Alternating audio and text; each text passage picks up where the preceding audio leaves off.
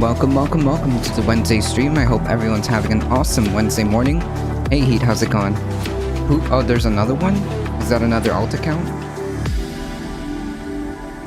I didn't see that. Is that another alt account? Because this is the same person who has nothing better to do. So I kind of just stopped acknowledging them.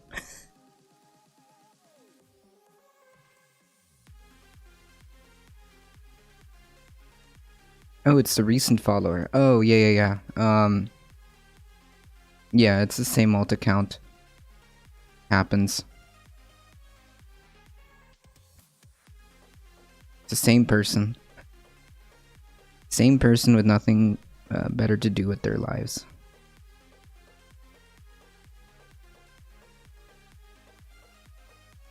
I'm a Mario.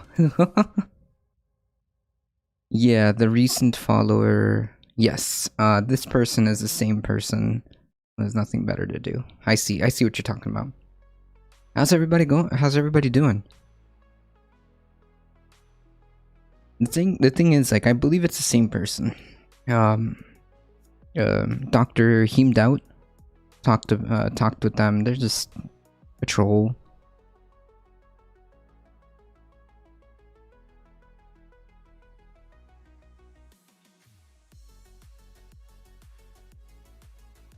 Hey, Spread It Forward, how's it going? Mellow greetings. Okay, so we don't have like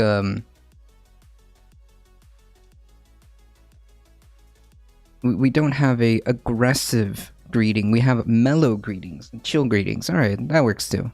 That works too.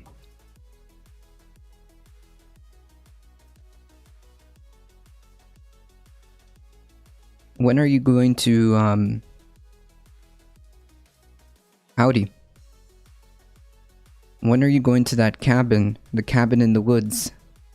Hey, KTS, morning.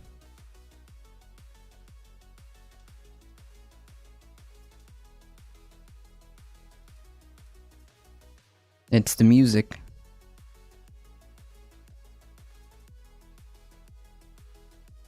Oh, you just got back yesterday. Nice. How was it?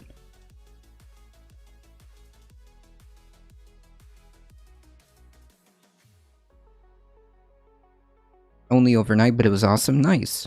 Yeah, I mean, even if it's overnight, staying in like a cabin in an isolated place is pretty chill. You saw an elk and a deer. Nice. You know, both. Well, I think it's 3 times at this point that we've been to the co-host's place. We have yet to see a deer. Not one. I mean, I think I saw one, but I didn't really get to see the deer. William Milfarange, how's it going? Oh my goodness. Howdy. Dr. Hemed Out, thank you so much for the massive raid. Thank you for the follow, Hortnern. Thank you so much. Welcome, Hemers. I see you. You guys came in at a perfect time. The timing could not be better, right? Because you guys are coming in just when everything is starting, at the exact point in which the stream starts. You guys are coming in at a perfect time. Not even midstream.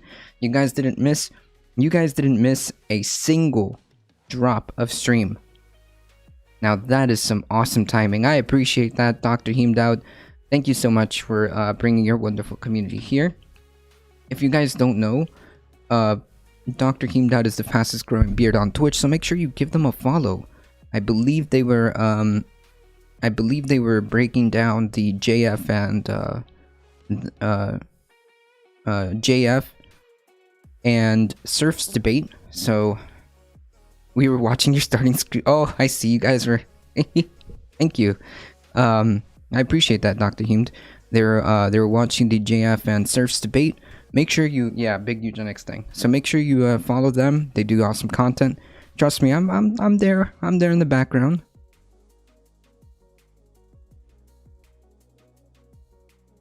Sing us thank you for the raid song. Should I make one? Hold on. Alright, it's happening.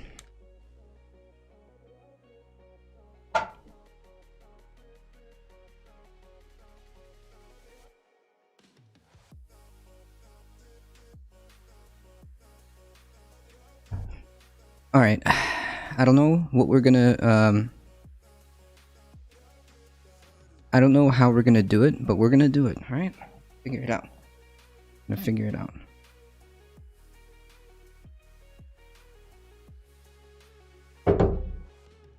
Oof. Howdy, howdy. Have you heard about the news? Hey, Political Talks, howdy. We're getting our own concert, Poggies. Hey, Terra Supernova. Live instruments. Yeah, I don't know how we're gonna do it, but we're gonna make it happen. What news in Canada? Just for you guys.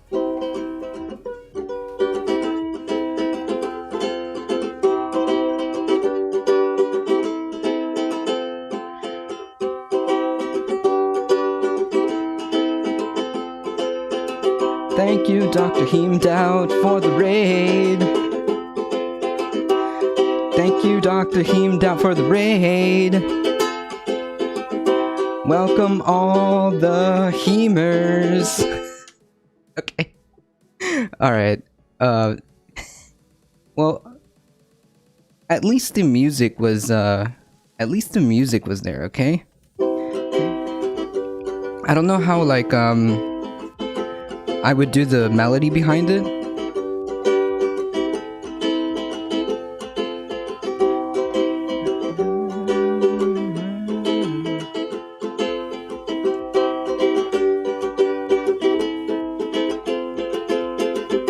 Let's all give a thank you to Dr. Nah, come on. Okay, hold on. Thank you, Dr. Heemdout. Thank you, Dr. Heemdout, for the raid. Let's all welcome... Nah, alright, I'm trying, but I can't figure out a good melody to go behind it. But the intent was there, okay? The intent was there. I'll be bass, A. The intent, I'll be backup vocals, A. Alright, one of these days I'll actually get up here and do something for real,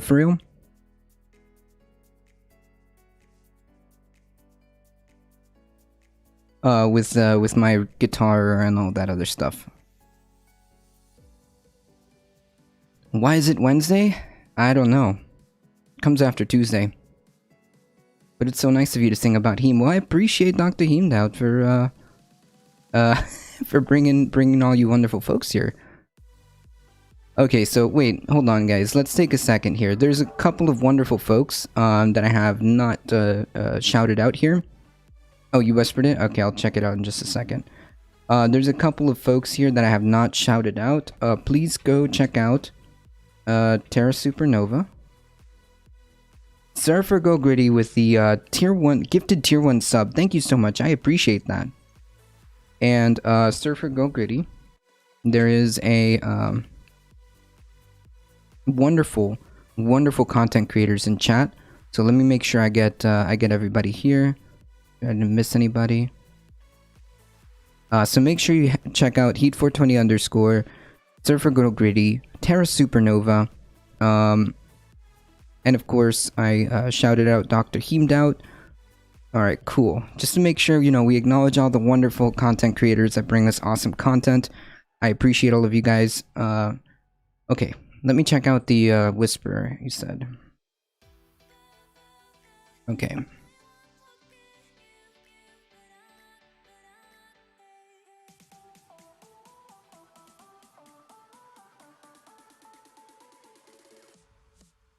Oh no, I'm not falling for that. I'm not falling for that. Something about snowmen? You gotta stick together, true.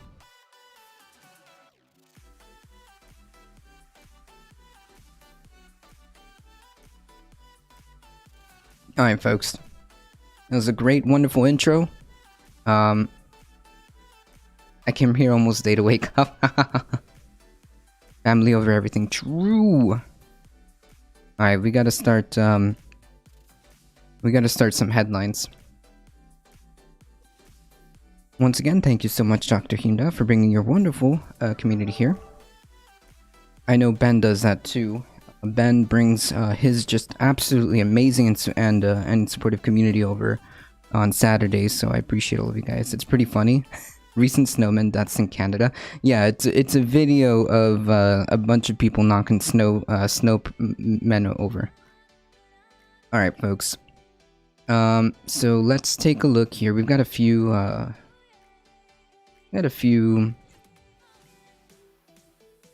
few headlines. Do you watch Doomocracy? No. I used to watch it a lot, but sometimes I just kind of catch it, more or less, once in a while.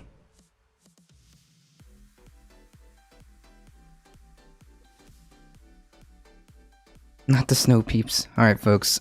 So, turning our attention, of course, Florida, Texas, the usual suspects. Let me take a moment here, make sure I got this.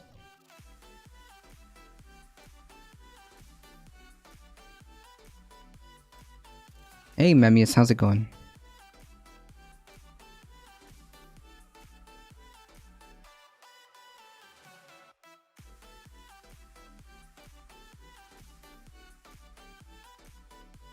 Nice to see you. Hey, Peter Parker.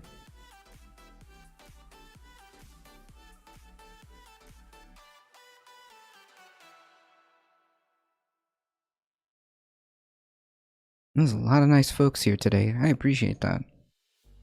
Alright. So, the supposed party of small government is currently battling with with cruise lines companies, private companies supposedly. Supposedly, the party of small government.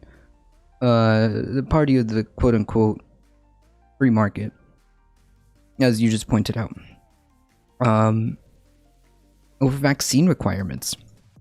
The Republican governors of Florida and Texas are headed down towards showdowns with some of the world's largest cruise lines, including Norwegian, Carnival, over whether passenger boarding ships leaving their states can be required to show proof they've been vaccinated. This is just a public health issue, number one, first and foremost. And second of all, who is the government to dictate what a company can and cannot require for the safety of their employees and for the safety of their customers effectively? This is why I moved to libertarian. Yeah, but like the thing is, like, you need government to be able to realistically address some public issues, right? The reason why I'm pointing this out is I'm memeing on these people because they claim to be, and they claim to be a party of small government, and companies should be able to do whatever they want. That is not my actual position, but I'm saying that it's really funny how the party that claims to be this actually is pretty in lockstep with providing heavy-handed government compulsion to do their bidding. The entrenched positions of Governor DeSantis and Governor Greg Abbott have staked out so-called vaccine passport is at odds with policy cruise lines are implementing as they seek to resume operation this summer, potentially putting the jobs of cruise line workers based on their states at risk while causing confusion for people planning to board those ships. Yeah, like, and also, wait a minute. If you're causing a potential problem for the workers of these cruise lines, which is huge. There's a lot of workers in this cruise industry. You can't call yourself the party of the working class either if you're doing stuff that puts jobs in danger.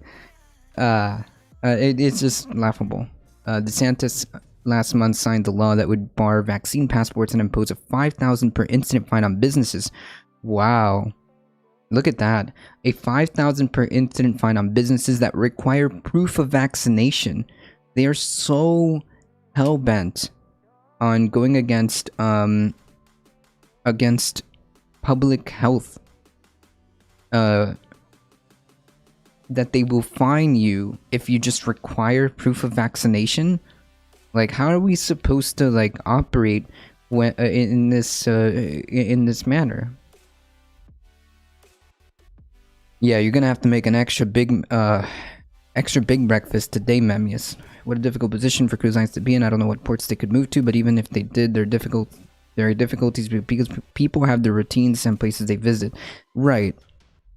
That's why I'm not an ANCAP or a philosophical one. I'm actually realistic. Republicans have banned Coca-Cola machines in North Carolina counties. Wait. They're so big mad that they've like banned Coca-Cola machines? Holy crap. Oh god. Okay. That move just came off weeks as he sued the CDC over its cruise line rules in an effort for it to allow cruise lines to resume unconditionally. Currently, the CDC requires 95% of passengers and 95% of crew members to be vaccinated in order to bypass trial sailings required by agency on ships planning to sail with more unvaccinated passengers. Yeah, like, first of all, how do you reconcile, because like cruise lines are international, right? They go to international. This isn't just about you. This isn't just about like America's policies. You're going into other countries' ports. They have their own regulations and their own restrictions. This is beyond ridiculous. Hey, being forced to be vaccinated and claim transparency, yet they do this. Yeah, like, you don't want to be banning Coke. Yeah, not that that's necessarily a bad thing. It's just it's just the principle behind it. Did you hear about the story regarding Carol, Trump, and Justice Department hearing this morning? And legit punched the treadmill I was on. Jeez. Oh, yes, that's right. That's right. They decided to play defense, the Justice Department. How does that even work? Where the Justice Department is allowed to provide defense for the president? Like, isn't that a conflict of interest? I don't know. Like, that doesn't seem... So the same department that does investigations is also the same department providing defense? Do I have that right?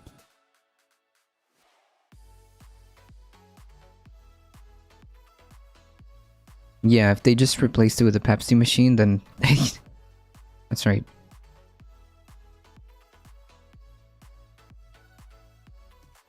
Yeah, the idea would be just remove the soda machines completely, but you know, that's neither here nor there.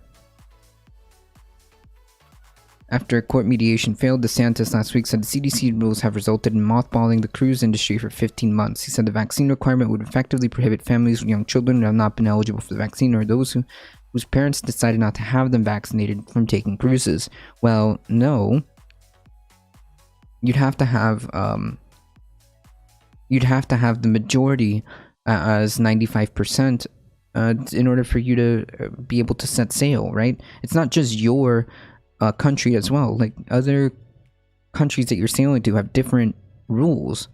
So I think it would just be best if they had a universal like requirement, so that wherever you go, at least you know that the majority of those passengers, 95% of them, are vaccinated.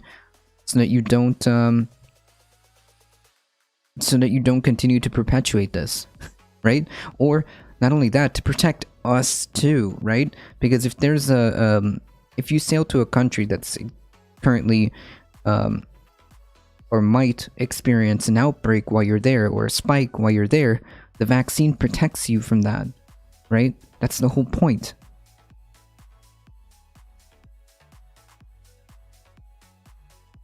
Here in Europe, they have decided on an EU vaccination passport these days. Yeah, I mean, it just makes sense.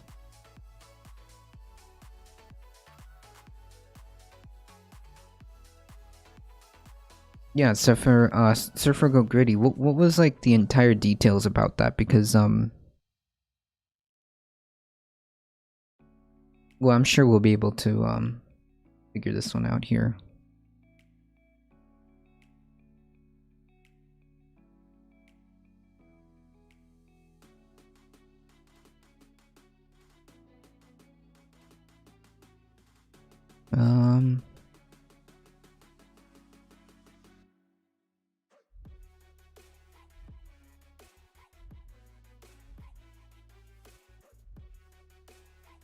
Here we are.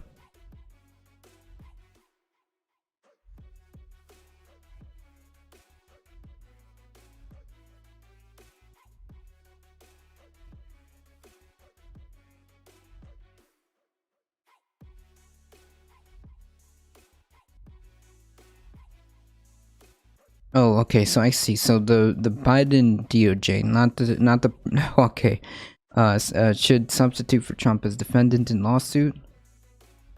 Wait,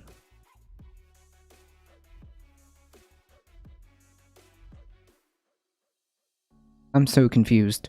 Did this was Trump lawyers? Trump not liable? Okay, so we haven't really.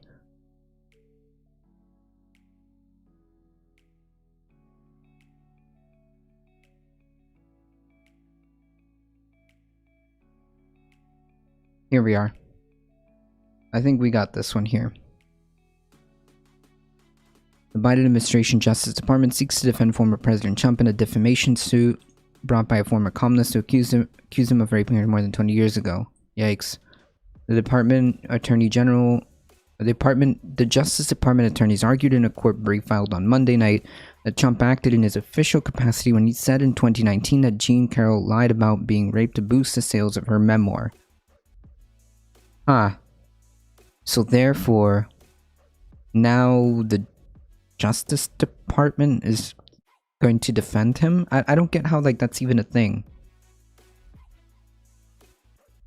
I think that should be like a separate entity, right? I mean, I don't know.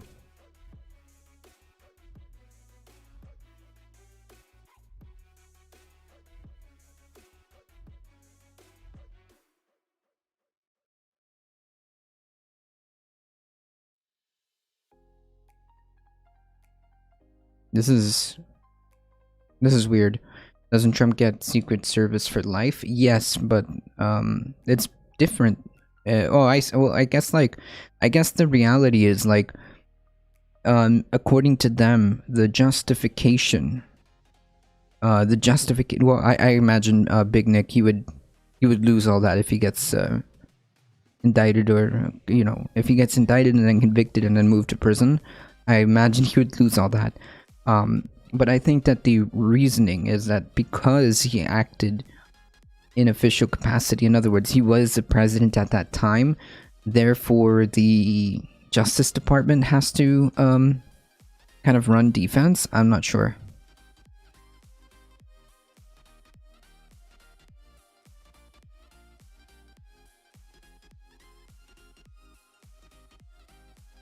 At issue, the attorney said, is not whether Carroll's allegations are true or if Trump's response to them was appropriate, but whether the U.S. is liable for federal employees' actions within the scope of their employment. Jesus. Well, I mean, wasn't he offered, like, the ability to just present, wasn't he, like, wasn't he given the opportunity to kind of disprove this allegation? And he, like, never bothered to present evidence that this didn't happen?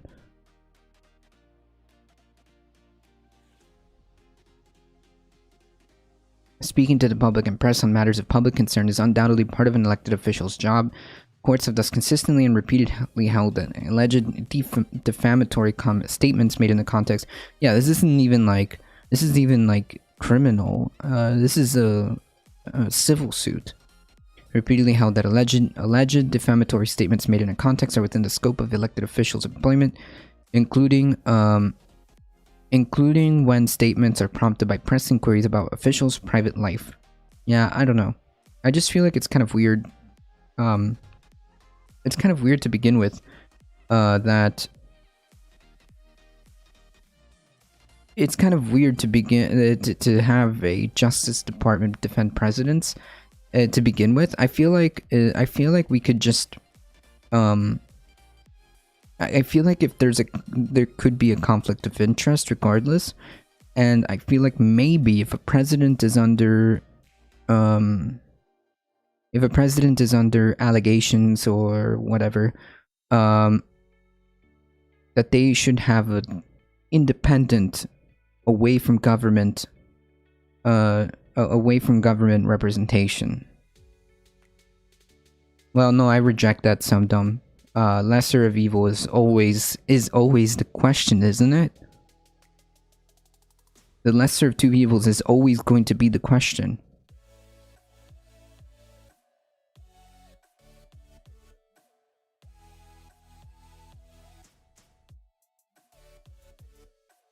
I agree. I wish there was candidates that you could vote for instead of against. I feel that. Dancing with Doge, are you okay? Are you okay? I've just been reading some wild and wacky stuff over here. Are you okay? Third party is only not an option because you don't vote for them? Well, no. It's not an option because the third party isn't viable. Yet. Now, if you want to make the third parties more viable, hey, Miss Nixa, if you want to make third parties more viable, I think that we should push from the ground up to have things, to have, like, for example, ranked choice voting across the board, state by state, with proposals, ballot initiatives, amendments. All of a sudden, a third party is more viable. Two parties are not viable because they're the same team. I don't know if it's like the same team necessarily. I do think that there's heavy criticisms to be levied against the Democratic Party and their incompetence. I agree, but that does not make them the same as like the Republican Party. I don't think that they're remotely the same. Like, I'd rather, even if it's just even if it's just a tiny step forward versus like going backwards, I think that the choice is clear. Some are paid from the same lobbyist, yeah. What, policy-wise, is a massive difference? Wait. Just off the top of my head, the fact that the Biden administration, again, this is not like a oh my god, Biden administration is so awesome, but just off the top of my head, do you think that the Republican Party would have rescinded all those oil permits? All those oil permits? There's the Alaskan drilling. Do you think that the Republican Party would have rescinded all that? That is a difference. That would not have happened.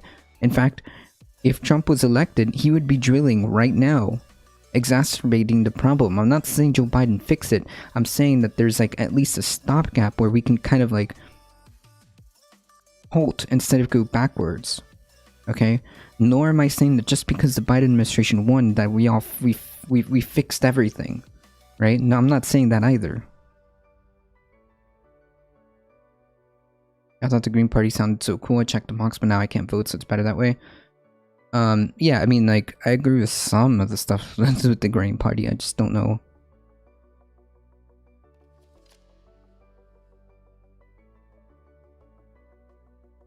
Biden also talked about should lip service is nothing. Yeah, no, I agree. I agree.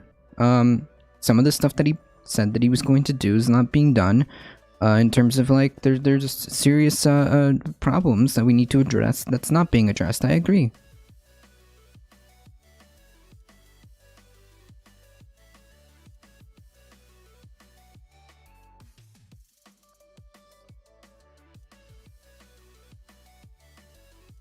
I'm not gonna disagree with that.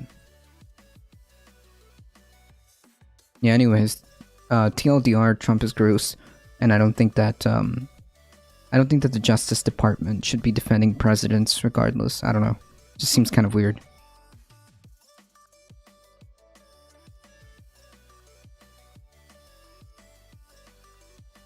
Anyways.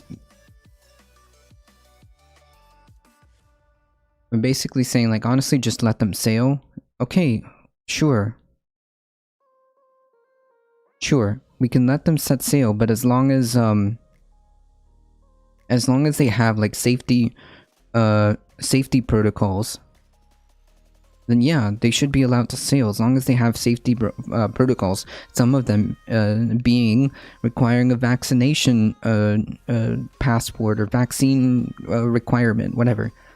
I mean, how are we supposed to move forward from this?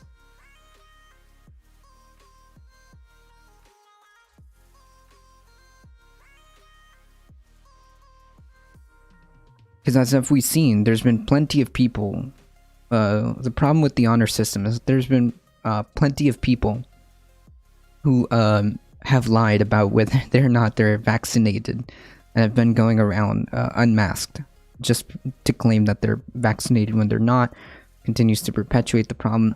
Furthermore, Florida in particular stopped reporting daily numbers and now are just reporting weekly numbers. I, I don't know. Not voting for the same people? Yeah, but we can't do that unless we put forth good candidates, and that requires us to be engaged within the system.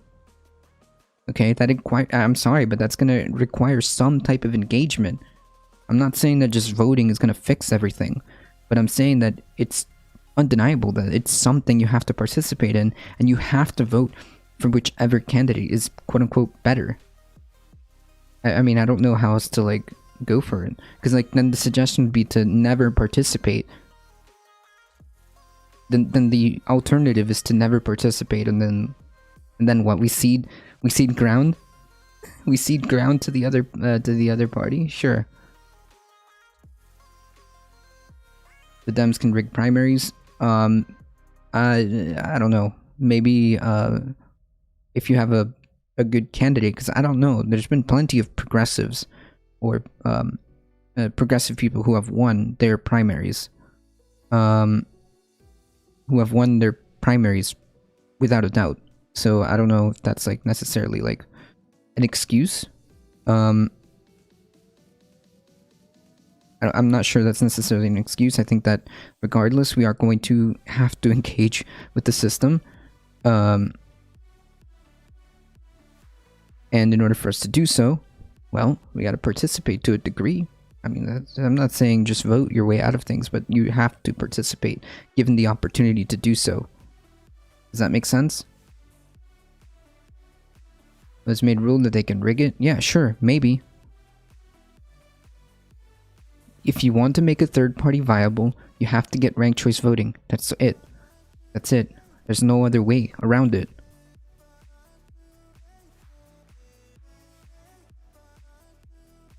There's no other way around it. If you want to make a third party viable, there's no way around it. Hey, Bread Crochet, how's it going?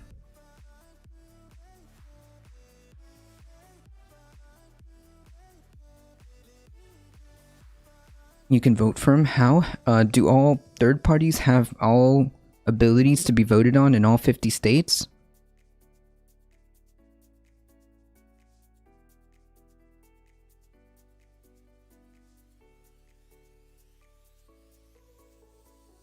Which third party has the capabilities of being voted on in all 50 states?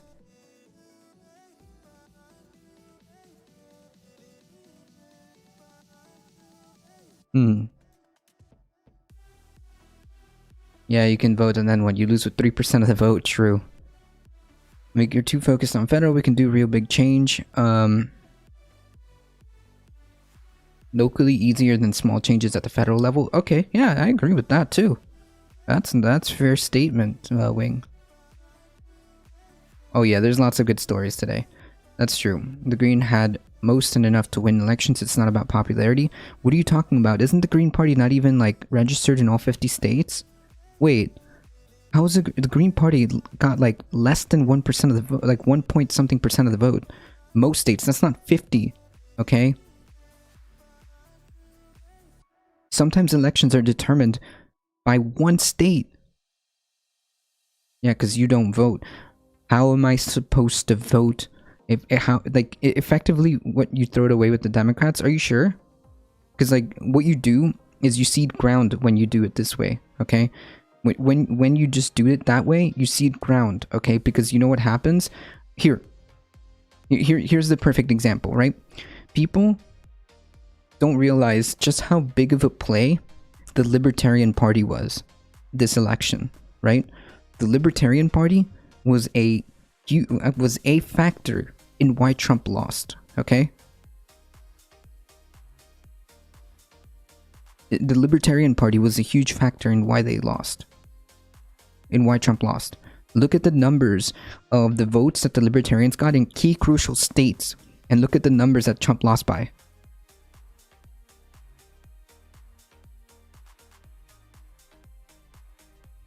Also, if they lose votes, they need to swing over or keep losing. Are you sure they care? Have you seen the updated Pride flag? There's a new one that you should use instead of the one you have there. Oh, can you post that?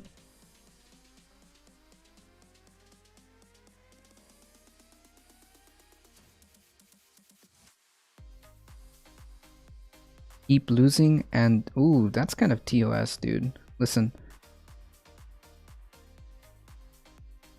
I hope you're okay. And I hope you figure it out. In the system, you can only vote for one person. They have to stand in solidarity for being fragmented will lead to defeat. Yeah, like, you have to understand that, like, this isn't an endorsement of the system. It's just a matter of me trying to make things better within the time that I have, within the tools that we have available, okay? Every time we talk about this and say, like, we should just vote third party. Okay, the third parties isn't viable yet. It's part of the reason why the system is broken, okay? It's part of the reason why the system is broken. I understand the apathy, okay? I understand the frustration and the apathy. But that should not stop us from trying to make things better with what we can in the time that we have, with what we can, okay? And if you want to make third parties viable, I'm sorry, but there's no other way except for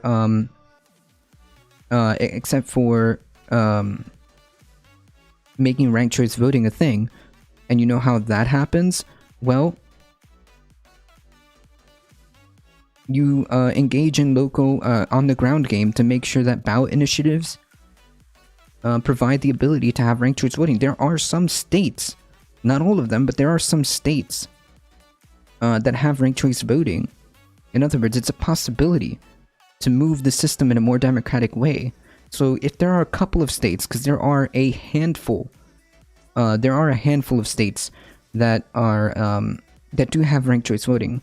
If you expand that and you allow that option to be more and more expanded through on-the-ground work from the ground up, then all of a sudden it is possible. It is possible. Again, these are tools that are completely viable right now. Jasul, thank you for the follow.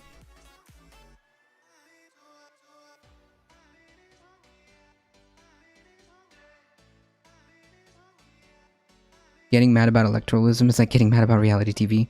True.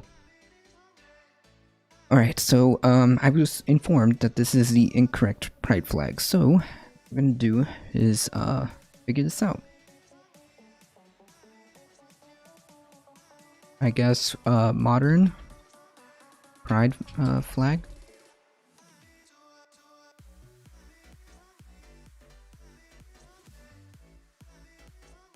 Oh, is it this one? Do they have the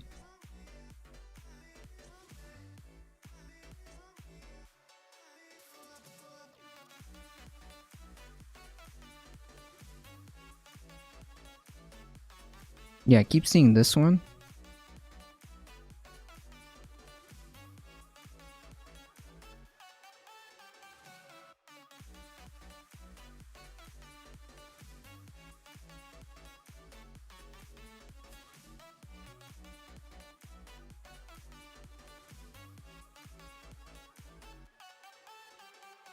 I think it's this one. It's the one that I keep seeing that's different.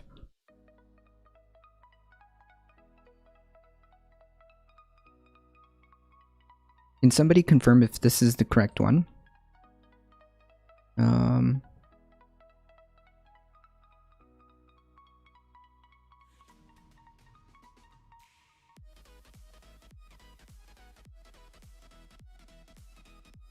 The 5-minute follower is never the best person to debate on. True. Like the full flag with the colors, the second, fourth one.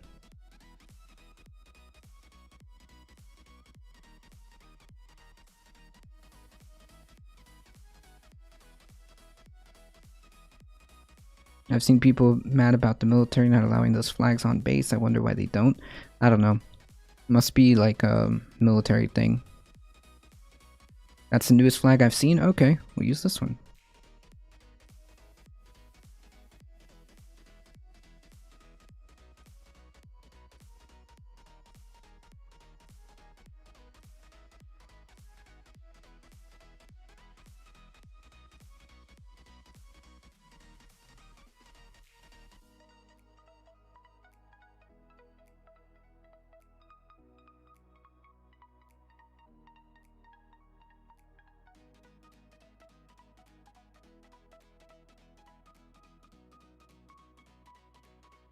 It's similar to that, but has a circle.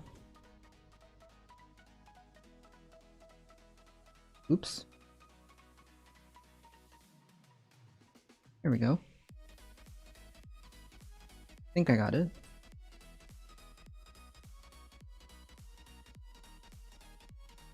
There we go. Alright. Hey, Doodle Muffin.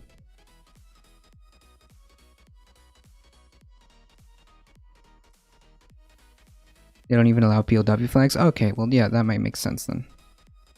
Alright, cool. We did it, folks. We fixed it.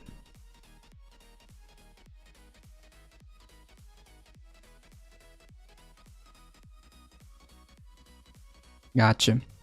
Okie dokie.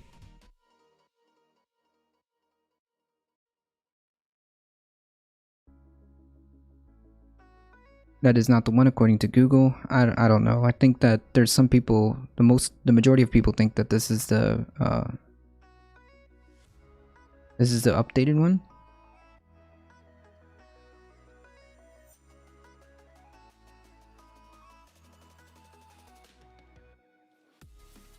Can anybody confirm that? 16 hours ago? I don't know. Maybe it was another like design.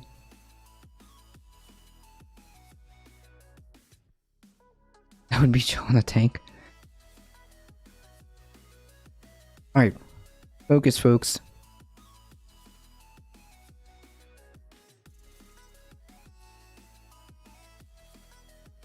Flag manufacturers are gonna have a hard time. I'm signing a law today that prohibits any business operating in Texas requiring a vaccine or passport or any vaccine information. Yeah, which is like incredibly, I would even argue, incredibly authoritarian. Referring to SB 968, which the Republican-controlled state legislature approved this year. Texas is 100% open without any restrictions, limitations, or requirements. Hey, I wonder if they had a, I wonder if they had a,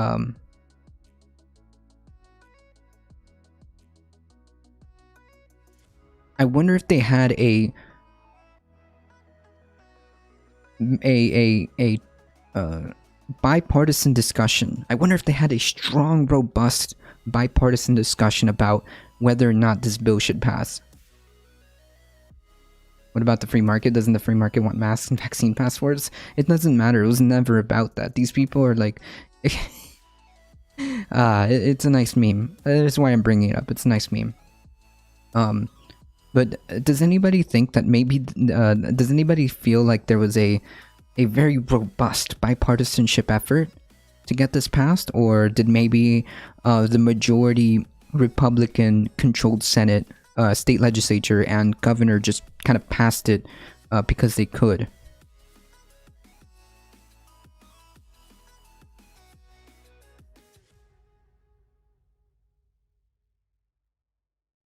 The first one was done in Philly. Hey! I booked my second shot for June 21st. Nice. I think mine is June 14th.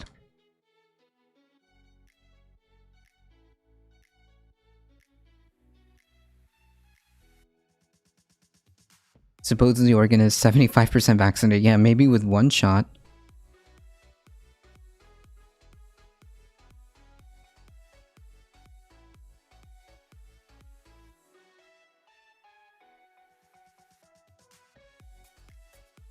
Oh, with the circle?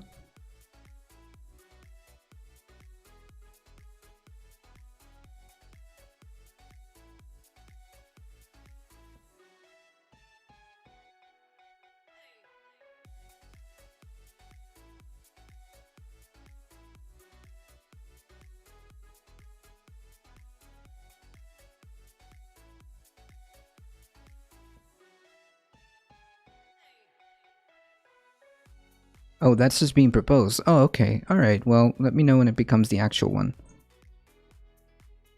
Phone is broken, my fault. That's all good.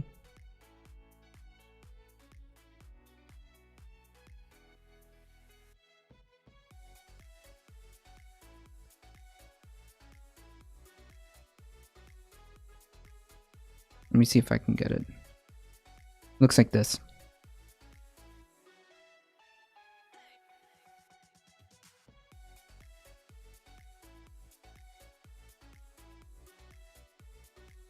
Masks are cool, wear them when sick or crowded, even post-pandemic. True. Yeah, we figured it out, folks. There we are. Yeah, so does anybody believe that there was a robust bipartisan debate about this? Does anybody believe there's a robust bipartisan debate over whether or not maybe Texas shouldn't be open without any restrictions or limitations or requirements? Does anybody believe that that there was any type of bipartisan debate on this, or did they just propose it and pass it because they could? It's almost like when a majority party gets elected, they kind of just do the agenda, right? That's the point of electing a majority party, because people feel, regardless of not if it's good or not, people elected that majority party because supposedly that's the will of the people, right? Okay, that doesn't mean that's good. I'm just saying that that's the reason why that happens. Now let me bring that back.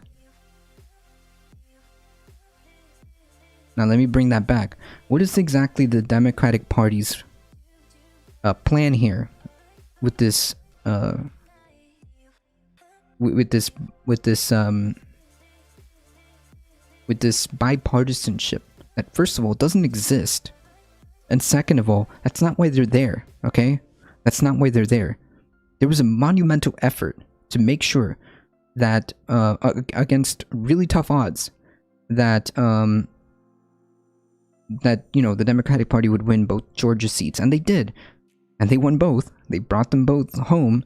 They brought the presidency home and kept the majority in the House. You were there. You were put there for a reason, supposedly, allegedly, to help the people, because your proposals supposedly was going to improve things, right? There was going to be a talk about healthcare. There was going to be talks about off to work, make it a good one. Thank you, appreciate that. There were supposedly talks about how awesome we're going to start working on climate change, right? That's what you were brought there for, okay?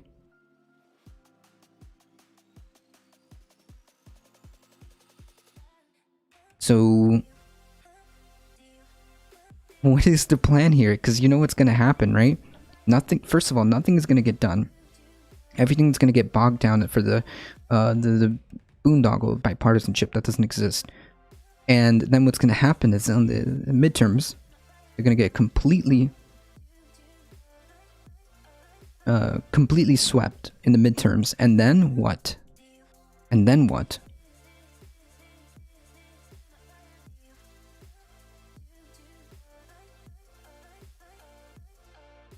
This really does fly in the face of normal standard operating procedure when it comes to businesses being able to do whatever they want. Yeah, so it kind of builds that case for hypocrisy, doesn't it? Ever find it weird that only Dems deal with the filibuster? Yeah, and like the thing is, like the Republican Party is incredibly effective at using every single tool built into the institutions to do whatever it is that they need to do to enact their agenda, right? The Republican Party is incredibly effective at pulling out all the tools and necessary. Like where is the Democratic Party in an attempt to like fix fundamental problems? I mean, this is like beyond frustrating at this point, right?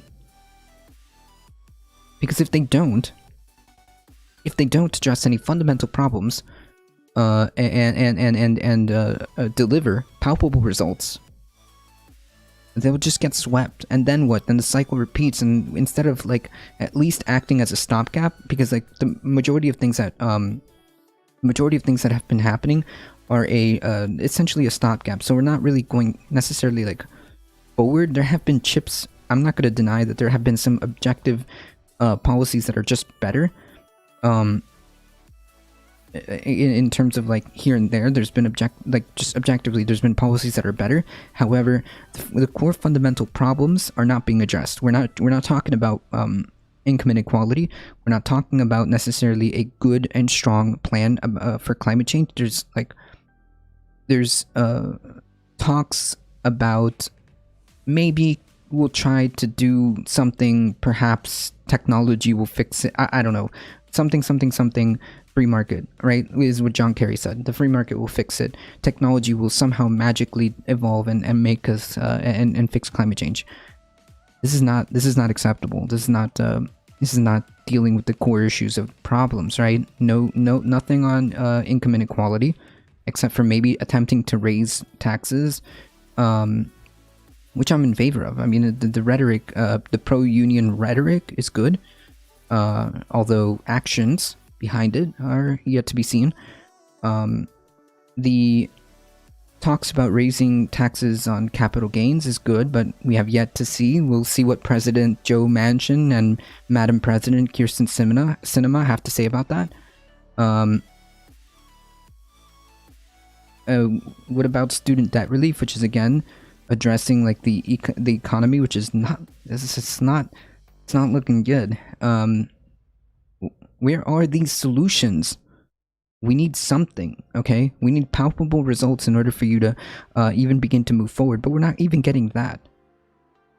So that's my criticism for the Democratic Party. It's like we're not getting serious solutions. We're not deep diving into like real problems, and it's going to be a catastrophe in the midterms. That's it. The Dems don't want to be effective? Maybe. I don't know. It's quite possible that all of this is just simply they wanting to lose, and then they get to complain about the Republican Party for the next 2 years and blame them for inaction. I don't know. Maybe that's exactly the plan. But that's not a plan. That is not a plan at all. Because then you're opening the doors for continuous incompetence. You're opening the door for perpetual incompetence, and that is having some Weimar year vibes to it, okay? That is having some perpetual incompetence. Nobody wants to fix the core problems. It's gonna open the doors. It's gonna open doors that we don't want, okay? That's all I'm saying.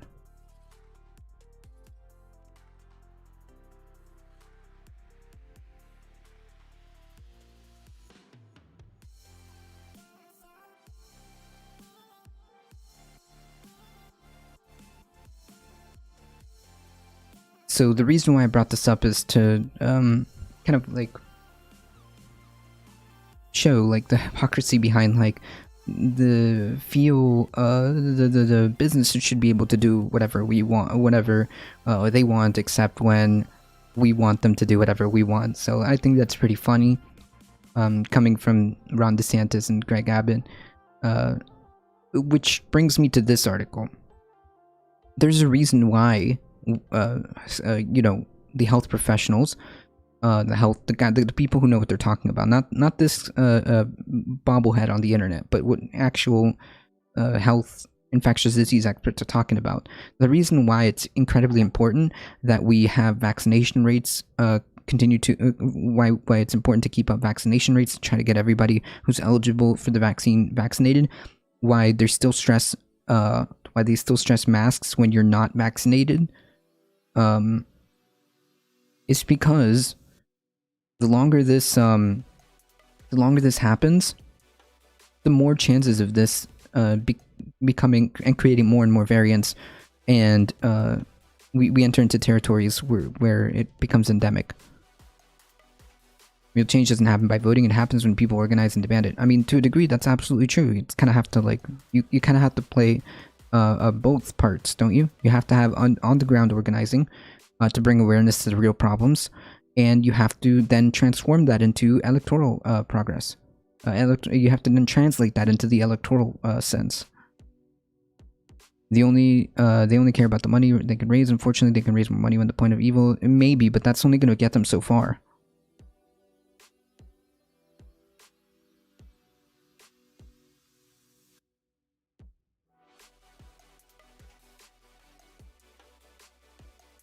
Everyone keeps saying innovation when shit gets real. Sometimes no other options. I guess, yeah. Innovation, when it comes to climate change, by the time that happens, it'll be too late if you allow the free market to do it. The reality is, we have technology that we can deploy right now that we should have been doing decades ago. Howdy, howdy.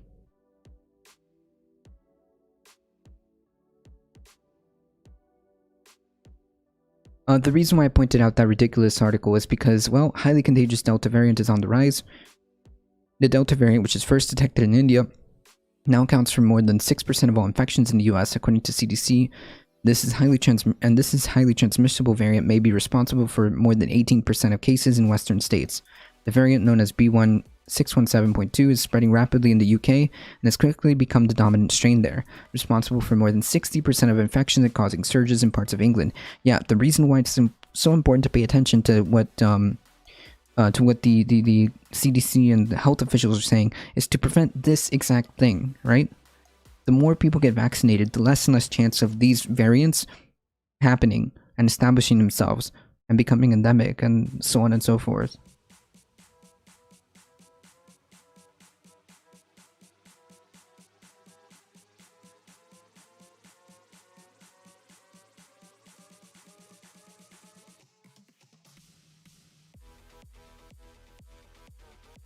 Looking at how the Dems wield power compared to how Republicans wield power, I think the filibuster will absolutely be a nightmare when the Republicans get their hands on a filibusterless Congress.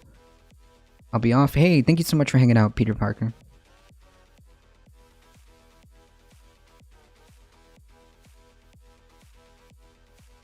Yeah, so I don't even know, like, what exactly the solutions might be, because, like, regardless, the majority party should be the one dictating what happens. Thanks for the stream, man. Thank you for hanging out. I think the majority party is there for a reason. It was elected to be the majority. And furthermore, like, even if like, let's say that, like, the Democratic Party eliminates the filibuster, right? Making it 51 votes to pass something. Hey, Alex, how's it going? So even if they destroy the filibuster's out, Democrats pass whatever. The Republican Party gets power for some reason, and they start passing their agenda. Okay, so you can take those things to the court, right? We have, like, checks and balances for a reason. So I don't see, like, how that would be bad. I don't know. I understand that it could cut both ways. I understand that, like, a filibusterless Senate could cut both ways, but, like, that's what it's there for. I mean, like,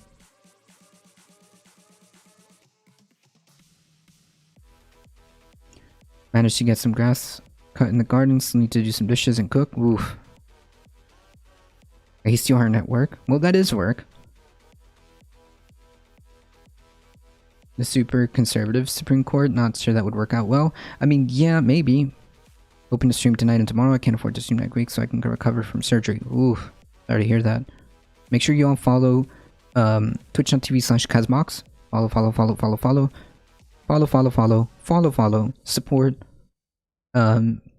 Support our awesome, friendly folks that are here. Are the 3 branches. We don't need to have a supermajority in one branch. Yeah, that's the thing. Like, there's a reason why we have this. So I don't know. This is so frustrating because, like, they're moving a certain lever will affect other things on the other side too.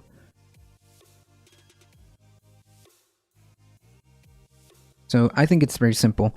The majority was there for a reason. The majority was elected for a reason. If I overwork after, I'm more likely to have complications. Yikes, so you gotta take it easy, Kaz. You gotta take it easy, Alex. So the point being is the majority was elected for a reason, correct? The majority was elected to enact that agenda because obviously the people voted for it, right? That's how it works. Supposedly the Democratic majority was elected for a reason. They need to do that. They need to do that before it gets swept and we go backwards.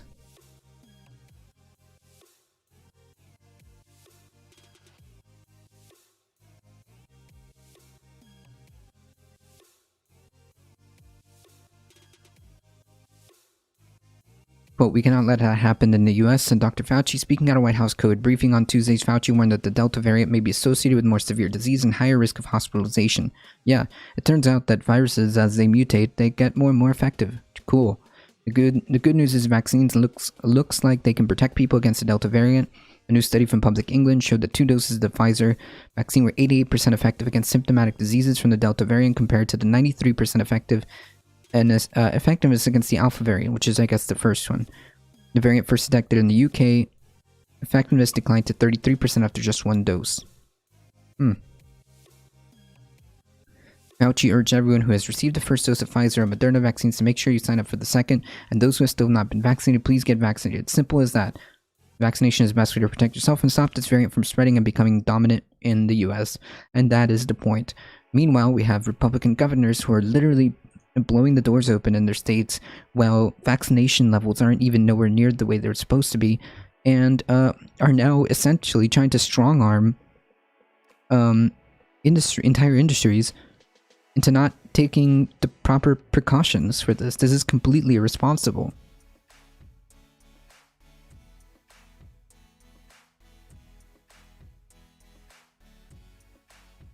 The inability to pass meaningful legislation with reconciliation means that we have to rule by executive order and SCOTUS rulings now, which I would argue, there's a good point, I would argue that's even less democratic.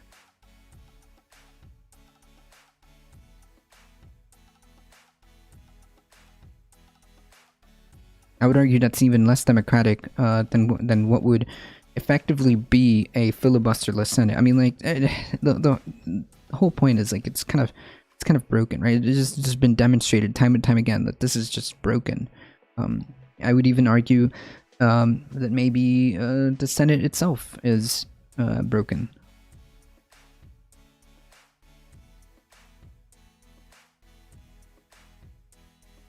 Alright, folks, TLDR, Republicans who are continuously to push without any type of limitations or really following the science, and strong-arming entire industries that are travel industries, like cruise lines, to not take or to strong-arm them into not taking the proper precautions is completely responsible. This is why, and this is the reason why. Okay, just really quickly, more than 170 Houston hospital workers suspended over refusing the vaccine. Like, I think that the purpose of this is to illustrate... Stop. I think that the purpose of this is to kind of like scare and fearmonger people, like, oh, look at that. They're trying to create the they're trying to create a system where there's two vaccinated and unvaccinated. I don't know. It feels like this is what this is, but the reality is, if you're a healthcare worker, you're kind of like in the front lines of this thing, right? You kind of need to be vaccinated, not only for yourself, but for everybody else, right? You're a healthcare worker, and if you like don't do that, then they can't allow you to be in the front lines, right? Now that the vaccine is available. And like the language being used in this article is incredibly like indicative of what the intention is here. At least 117 employees filed a lawsuit against the hospital, claiming that employers can't force employees to get experimental vaccines, and this is coming from nurses. No, the vaccine isn't like some type of like random experimental thing that just happened to like be spawned and forced upon the public. Hey, you got called into work? Not a problem. Thank you so much for hanging out. Go follow twitch.tv/MeritEmotes Eats Outs.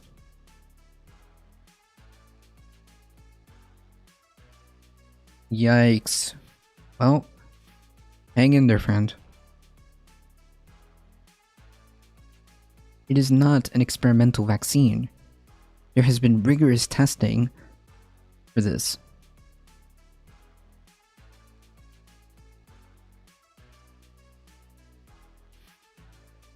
I need to start streaming again? True. Are we sure these are real nurses? Recently discovered article news. Recently discovered news articles are more than willing to lie. Yeah, that is true. That there are like articles and things that are willing to twist the facts. But I mean, here we are having there have been, and you can ask. Well, I don't know if Doc Midnight streams, but you can ask Doc Midnight, who used to do a lot of COVID streams. That happened, where nurses would just be completely going against what like normal like consensus of science was saying. They can't control us here, said nurse Jennifer Bridges, a leader of the workers choosing not to be vaccinated. I'm tired of being controlled and tired of people trying to tell me what to do. Well, I mean, I don't like it, but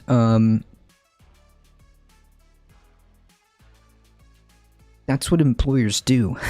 Wait, do you think that when you're at work you have like free agency? Wait, do you think that when you're at work you have like some kind of like free agency unless you're the owner? Come on. That is a nonsensical excuse.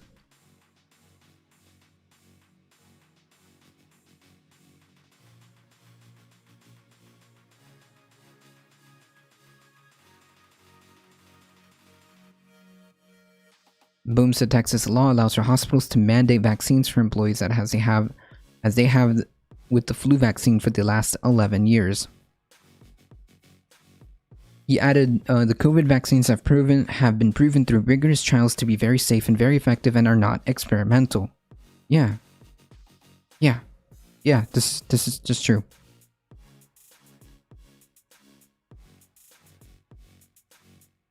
The White House reported last week that at least 63% of US adults have received one dose of the vaccine. So, we'll see where we're at in terms of like actually fully vaccinated folks.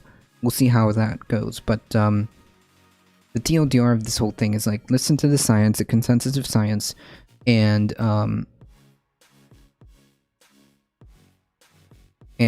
no, this is not some type of experimental vaccine or anything like that. And the fact that like we have like Republican governors essentially downplaying or making it seem like it's not as big of a deal is a problem.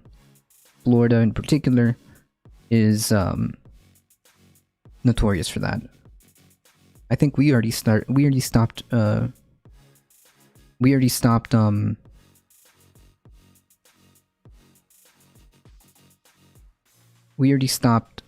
reporting daily cases. From now on, we are only reporting weekly cases, or on a weekly basis, I should say.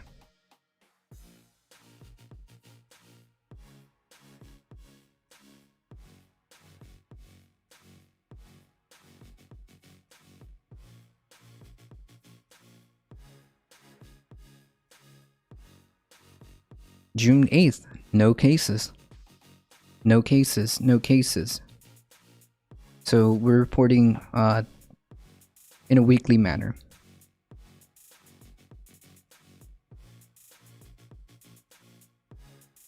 Did they say what vaccines Africa is getting? I don't know. My employer's about to make me wear a Mr. uniform. No one knows what it's going to look like. Yeah, and unfortunately, they are the ones making that decision. So I don't know what this logic is. Like, oh, I don't want to be controlled anymore. They're trying to force me. Yeah, that's a private ownership thing. They tell you what to do because they're the ones that own the hospital, or they're the ones that own your place of employment. I don't get it. I used to block my employer's number. Oh yeah, no. If I'm off, I'm off. I don't care.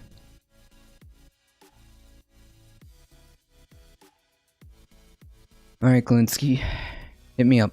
Some interesting experimentation currently going on in regards to the legalization of marijuana at the state level. So this is from The Intercept. Natasha Leonard says, Rhode Island coalition pushes most equitable legal cannabis regulations yet. Ahead of inevitable national legalization, Rhode Island activists urge the state to right the wrongs of the war on drugs. So I believe the name of the group is Yes We Cannabis. Yes We Cannabis. Get it? Play on words. And listen to how ambitious this is. Apparently what they want is 50% of the weed business licenses to go to worker-owned co-ops. Okay, I see you. So they're trying to make it... And here's the key point. Okay, so, I've been waiting for this story. So I think that, like, this is another way of, like, encouraging new industries for, like, new work, or encouraging worker co-ops. Sure. From the get-go, if there's like a new industry brewing, then you encourage or you give incentives for worker co-ops to be a thing. And then, hey, look at that. We get more data and see how this works.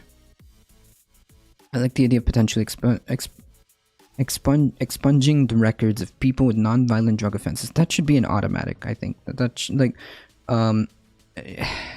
thing is, like, and this story, I guess I should talk about this one here. There's a massive sting operation for, criminal organizations, and you know what?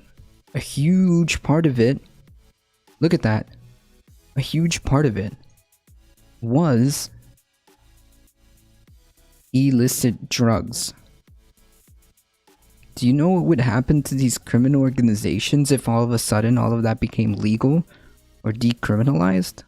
That would be, we didn't have to go through all of this nonsense, right?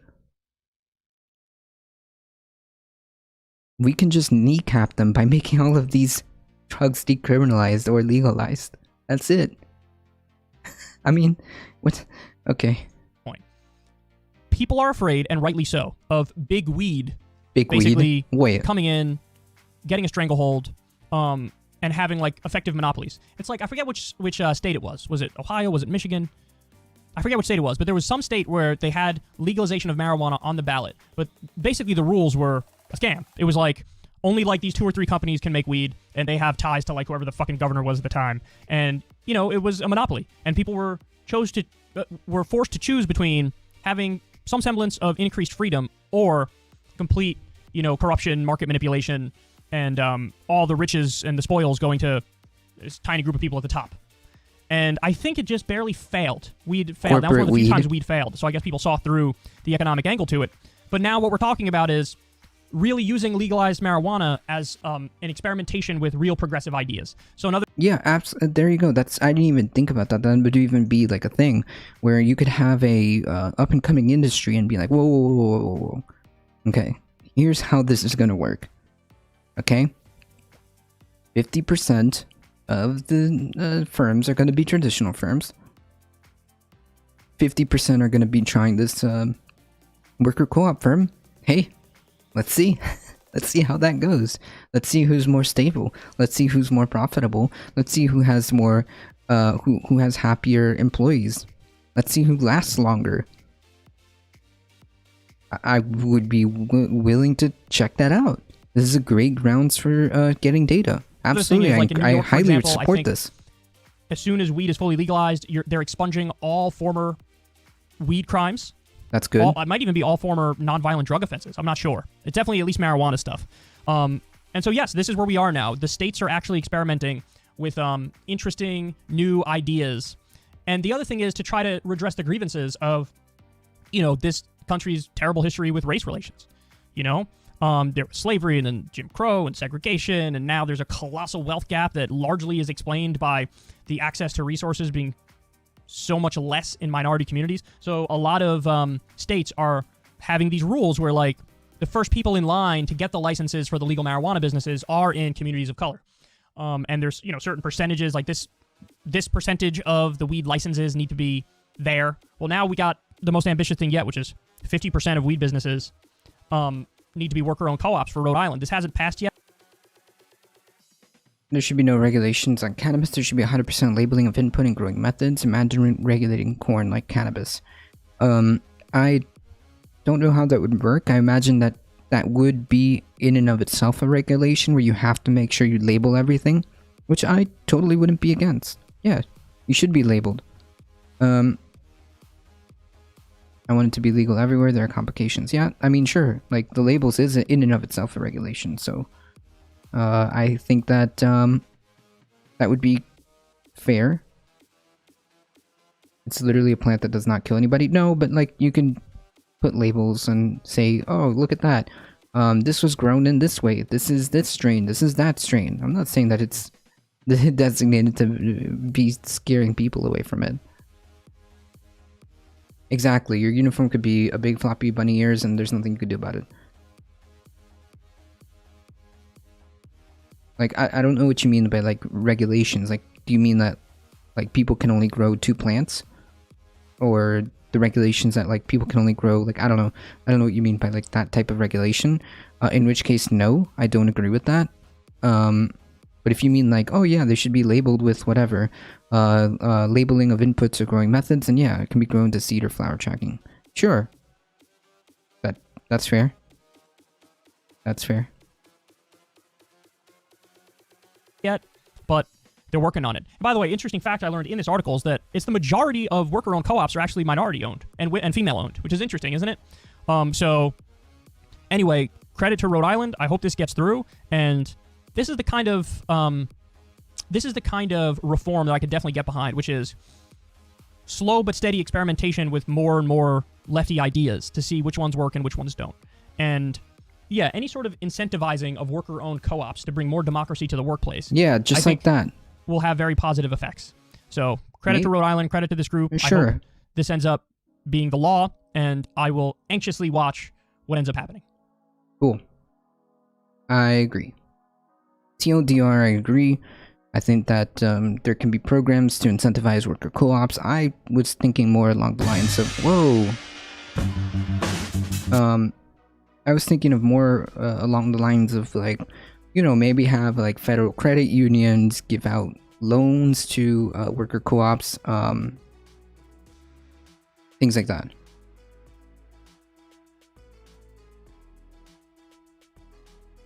Well, yeah, it depends on the regulations, Memo. Yes, I agree.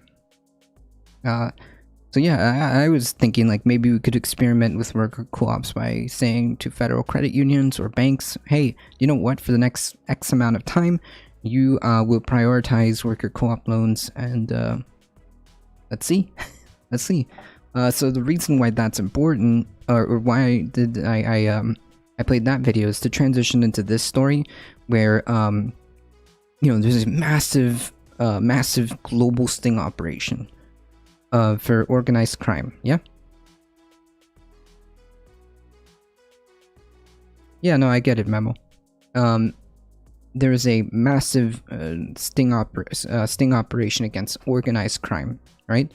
And guess what? There is a huge, you know, chunk of it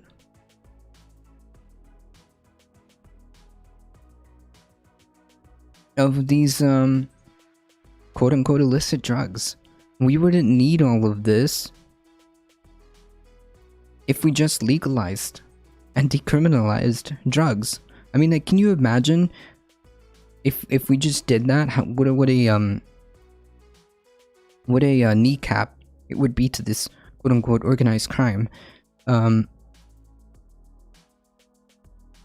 Instead of having to do all of this unprecedented blow to organized crime. I mean, you know what you could do is just legalize it, take away their ability.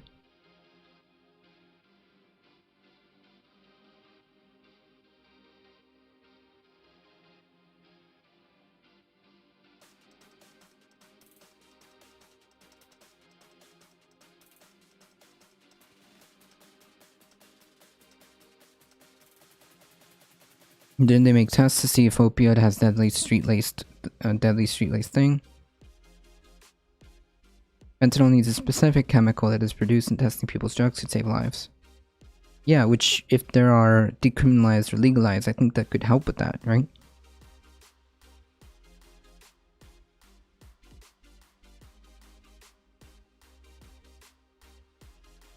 I think that could help, right?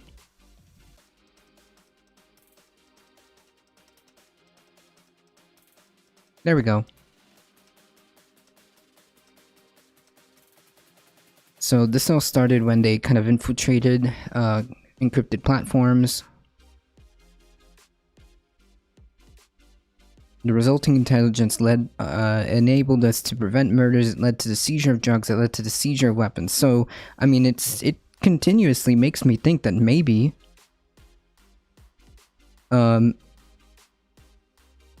of this could have just been prevented if you just legalize or decriminalize drugs, all of them, and just have it strictly, you know, strictly readily available for those that are dependent, and have programs to help people get off dependency, to get off the dependency of some of these opiates, and put strict regulations on them in terms of like these strong opiates, and just completely legalize and decriminalize the rest, right?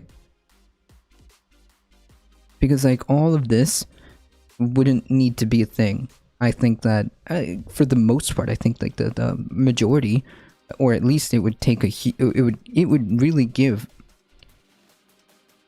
an unprecedented blow, as they claim here, to all of organized crime if you just do that, right? I mean, can you imagine just completely decriminalize and legalize everything, and make sure that people who are dependent get the care that they need, which feeds into the whole part of food, housing, education, and healthcare. The people who need help to get off some of these opiates specifically should get that help, and all of that money, all of those resources, all of this time can be redirected into more productive things for society. All of this FBI resources, time, money, all of this could have been redirected and put forth into better plans and better, systems for caring for society. Yeah, that's right, Wig. That's right.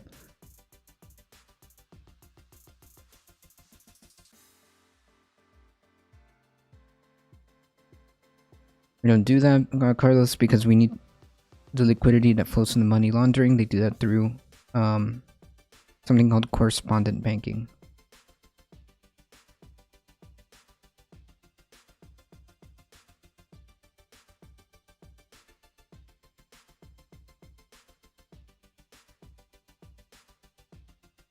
Interesting.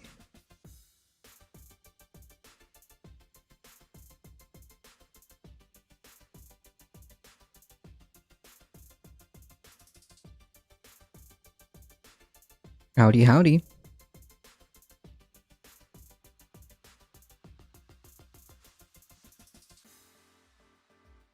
The DEA won't touch Mexican cartels, buy directly from Chinese labs industrialized? Maybe. But the point is that we would be dealing a huge blow if we just simply legalized and decriminalized drugs. It would just be, we did not over opium farms or oil fields. Howdy. How's it going, Chai? Like, we didn't need to spend all this time, resources, and energy to do this, right?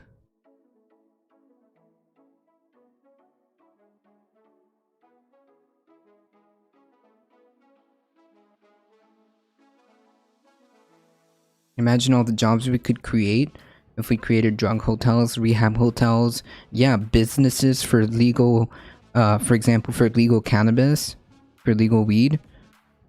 All the economic opportunities, if you really want to go there, for legalized marijuana. All the opportunities for making drug hotels, rehab hotels, obviously the jobs in terms of like getting the people the care that they need. All of this, I mean, this is just like, to me, there isn't really a good reason as to why it shouldn't move in that direction. Hey Jesse, how's it going?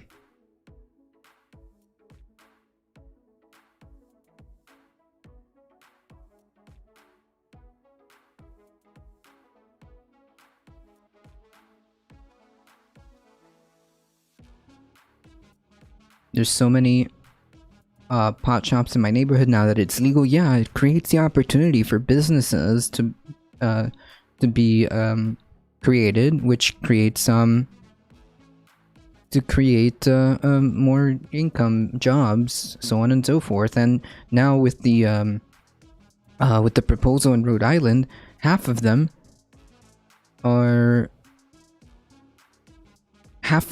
going to be worker co-ops. I mean, all this could be an opportunity for so much positive, so much positive things. Oh, A CBN partner exclusive. I don't even know why I get these like ridiculous ads. And drugs are the one thing every political party uses illegally. Always try to shop local. Yeah, true. But like imagine if all of this is just legalized, right? Or decriminalized. It's just simple. I think that this would be even... And imagine like doing an entire effort, an entire international effort in more than 100 countries to deal with organized crime when you can just take a quick a quick, you know, effectively baseball bat to the economic funding for these criminal organizations, right? If you just legalized it.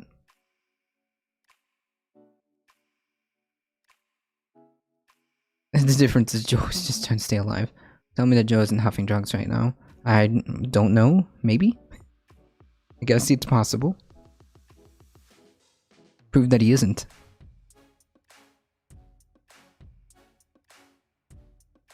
See what I did there?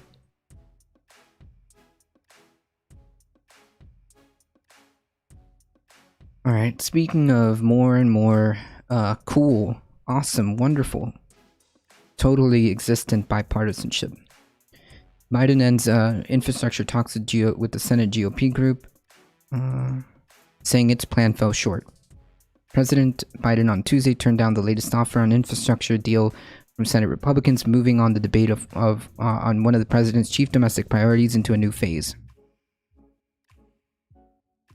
Biden put the kibosh on current negotiations after informing Senator Shelley Capito of West Virginia that the latest offer from a group did not, in his view, meet the essential needs of our country to restore our roads, bridges, and prepare us for a clean energy future and create jobs. He offered his gratitude for our efforts and have good faith conversations. Jen Psaki added, but expressed his disappointment that while he was willing to reduce his plan by more than $1 trillion, the Republican group had increased their proposed new investments by only $150 billion. Capito confirmed separately in a statement that Biden had ended negotiations with her. I mean, like, that's how... ideally, that's how initially this entire thing should have been from the get-go. You're like, hey, here's the extension of extension of the olive branch. Oh, you don't want to work with us? All right, that's cool. Anyways, we're the majority party. We were put here for a reason, so let's continue. Your opportunity has sailed. You were given one opportunity to try to make this country better.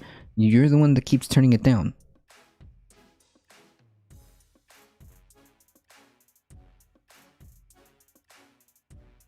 Not doxing myself, but I know both mid and level C guys and mid-level politicians, and they all have similar personalities and the same views on drugs. The politicians just pretend to be publicly against it. Yeah, I'm sure. They had cell phones monitored in Australia. Italian mafia got sold out. Yeah, but like none of this would be as big of an issue. If you want to talk about crime, like none of this would be a big issue if like drugs were legalized.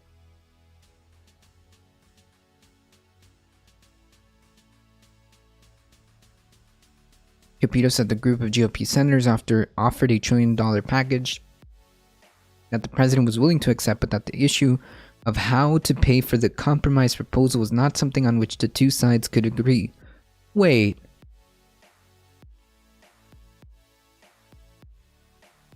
Is this really the meme in real time? Is this really the who's gonna pay for it meme? Instead of fighting with guns, the drug mafia would be fighting with advertising. Yeah. I mean, I'd rather have them fight with advertising.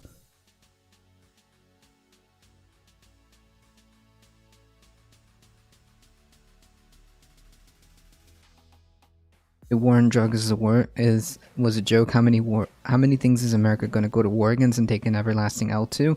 Listen.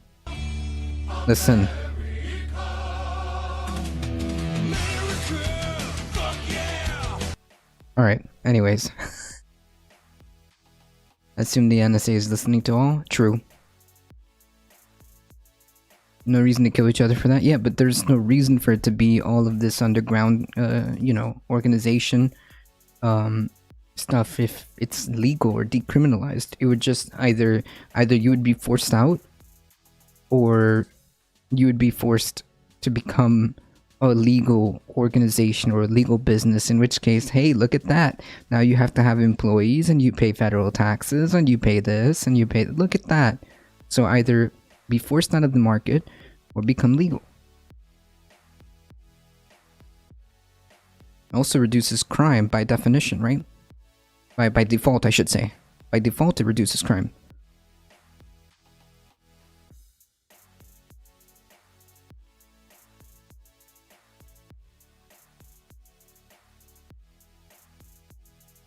In our discussions with the president, he himself has made it clear that he was willing to accept an offer of around $1 trillion. The baseline spending would and could be included, and a plan could stretch over an 8-year period of time, Caputo said in a written statement.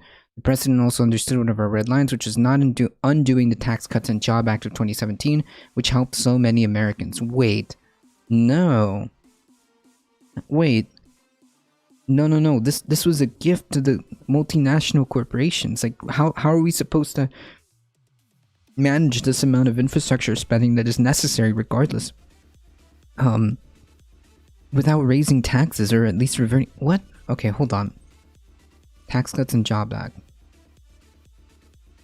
Tax Cuts and Job Act.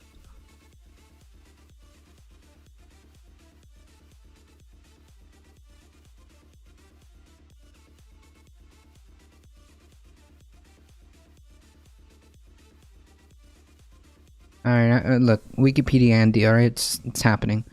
It's a Congressional Revenue Act of the US signed into law by President Trump, which amended the Internal Revenue Code. Major elements of the changes would reduce tax rates for businesses and individuals, increasing standard deduction of family tax credits, eliminating personal exemptions, and making it less beneficial to itemize deductions, limiting deductions for state and local income taxes, property taxes. Jesus Christ.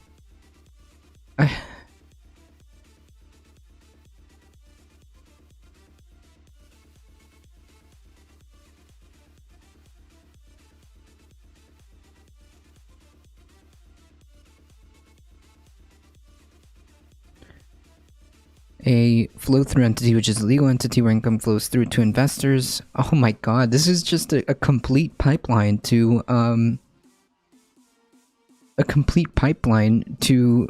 incredibly wealthy folks. The nonpartisan Congressional Budget Office reported that under this act, individuals and pass-through entities like partnerships and as corporations would receive about 1.125 trillion in net benefits.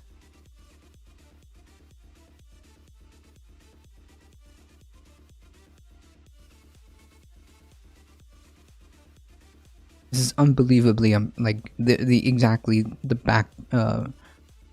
backwards way of dealing with it. Important for the government to not half-ass it either, because in California, for example, the underground weed industry is still in the billions because people don't feel like paying a large premium on legal weed, and yes, they like a trusted dealer, which is more important. True. Yeah, I could see that. That's right, Wing. Because I believe it's not legal for recreational use here in Florida. I think it's only for medical reasons, and you have to then obviously see a doctor. I agree, Memo. I agree. It should just, like, this would be technically a new industry, effectively, right?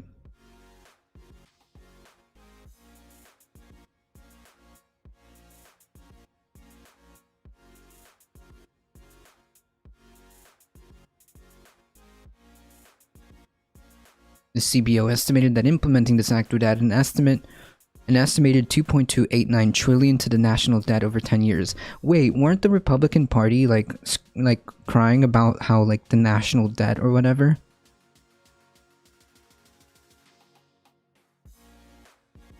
Wasn't that like a big problem about how we need to really pay attention to the debt? The debt is so important. Why would they sign off and propose a legislation that would only be a pipeline to massive benefits to the rich and put us 2.289 trillion in 10 years. I mean, holy crap.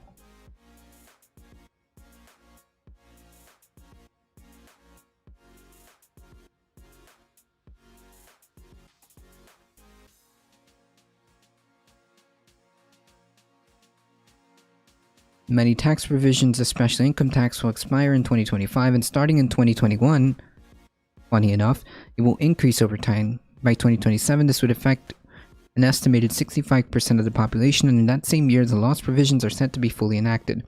However, corporate tax cuts are permanent. Wow. It's beautiful. That's amazing. That's some... Whew.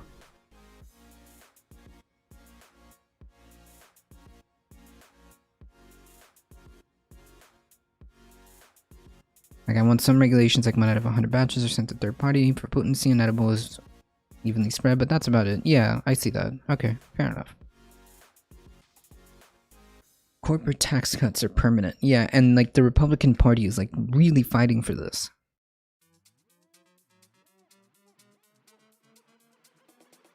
Which has helped so many Americans. No, I don't know about that. Our latest offer, coupled with legislation in the Senate, is expected to pass today and would have exceeded the president's threshold. Later Tuesday, the Senate passed a bipartisan bill to boost scientific research and competitiveness. Democrats and Republicans have been unable to agree on how to pay for the infrastructure package. Democrats have proposed raising the corporate tax rate, but Republicans who oversaw tax cuts to the richest Americans have balked. Yeah, I mean... This is so frustrating. It's like, it's so frustrating. Something so key and crucial, such as infrastructure, is getting grinded down to a halt.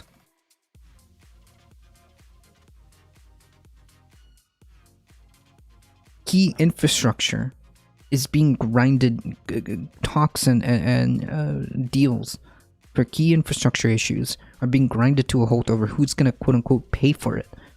I wonder if that's like a problem when it comes to approving, like, you know, hundreds and hundreds of billions of dollars for the military. That never seems to happen. That never seems to be a problem. They want to pay for the package through user fees. The White House has dismissed that idea, insisting that it amounts to a tax on Americans making less than $400,000, the income which Biden's tax increase would begin. Capito said, despite the progress we made in our negotiations, the president continued to respond with offers that included tax increases for the rich as his pay for, instead of several practical options that would not have been harmful to individuals, families, and small businesses. That's not true. The individuals and families and small businesses, they're not referring to small businesses. They're referring to wealthy individuals, wealthy families, large businesses. It's the opposite.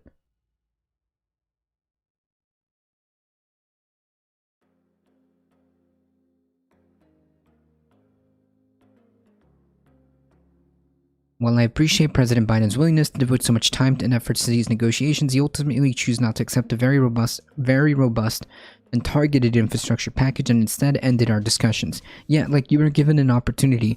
You're not going to be on board? Then we'll move on. There's also a bipartisan group of senators working to try to pull together a separate measure and see if it's possible to create something that could get 60 votes.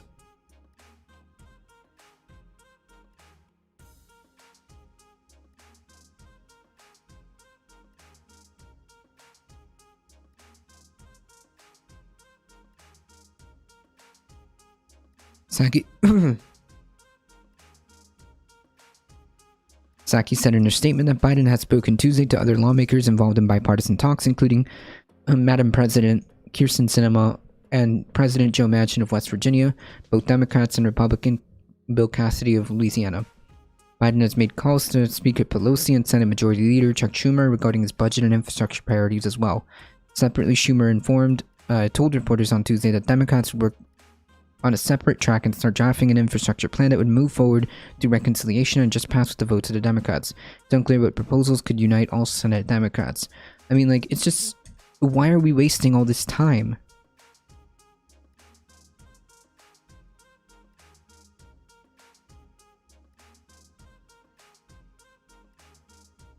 Why are we wasting all this time? We could just do it through budget reconciliation. Either that, or there's got to be some type of reform in the Senate, mainly the filibuster, to allow legislature to pass. Like this isn't functional, okay? This isn't optimal. This isn't functional, and this isn't democratic.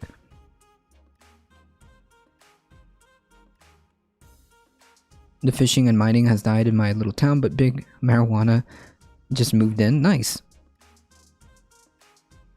There's only a limited amount of reconciliation, so I guess they might want to save it.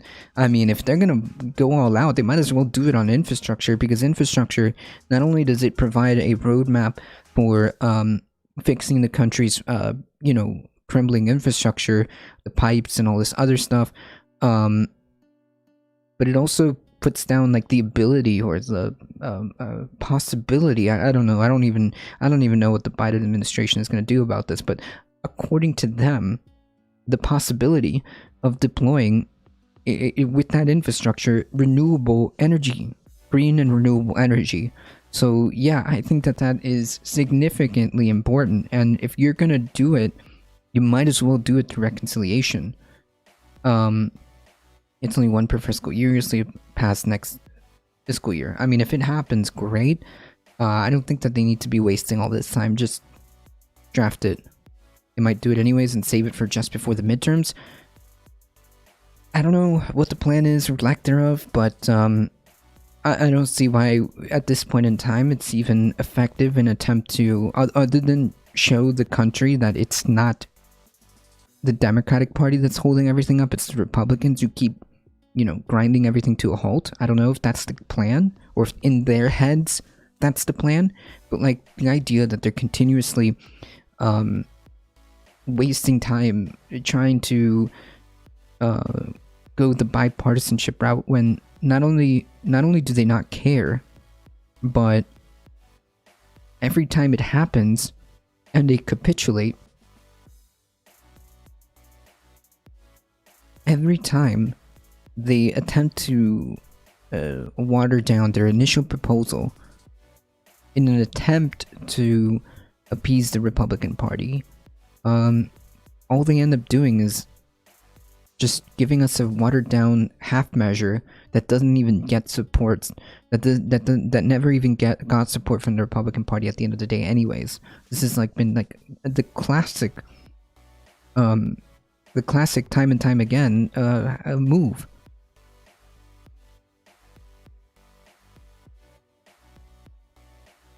Maybe Jessel, but they have to be more forceful than that. They have to be more forceful. Like this is just like, at this point it's untenable. I don't know what else to say. This bipartisanship stuff is a dead meme at this point. They will pass infrastructure and then have another spending bill pass through reconciliation before midterms. They better produce some type of palpable results for the American people. Because if not, whoo boy. Are we gonna see some rough midterms? Well, I should say the Democratic Party is going to look at some rough midterm numbers. Because let's be honest, how enthusiastic do you think people will be after you just spent a year and a half, almost 2 years, essentially doing nothing after there was a monumental effort to get you guys up there? There's a reason why. There was a reason why you were elected to the majority.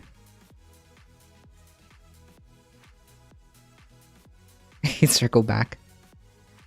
Oh, now we gotta do it. Yeah, McTurtle said it. Yeah, this is not like a mystery. Biden did run on the premise of working on bipartisanship. If he just goes out straight away, he might lose all the moderate voters who got him there. Yeah, maybe, but a bunch of attempts have been made, right? That's why I'm saying at this point, it's June. It's June. At this point, we have attempted bipartisanship. I'm not knocking the concept. I'm saying that at this point, you're not negotiating with in good. The other party is negotiating in good faith. Okay, it's untenable at this point. Do you have any thoughts on Department of Defense? Those are active war veterans and commanders. I don't know. In a way, spread it forward, he did.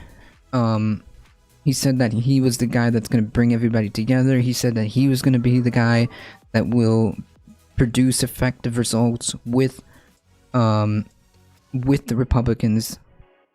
No, he specifically ran against Trump, but in terms of like the rest of them, he said that he was going to be the guy who was going to bring everybody together, and he had the capability because he used to do it in the Senate, so on and so forth. The buzzwords, as Alio just pointed out. Buzzwords. And the GOP is all TV and appearance. Yeah, true. That's also true. But those efforts have been spent.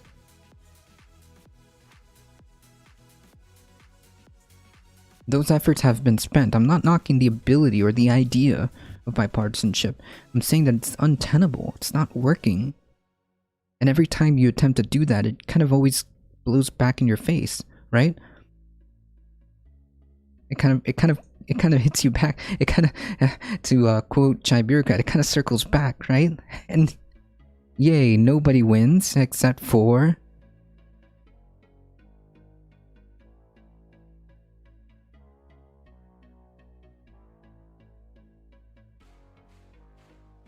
So why keep trying at this point? I don't think it's tenable. I do not think it's tenable. It's pointless.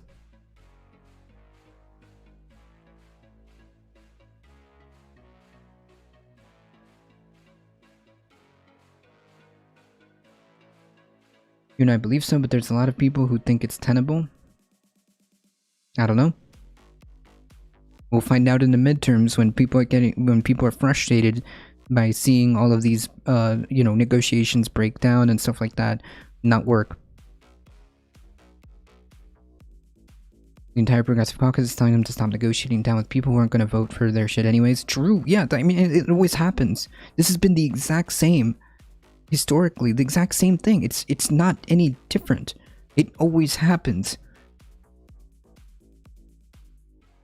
They attempt to negotiate.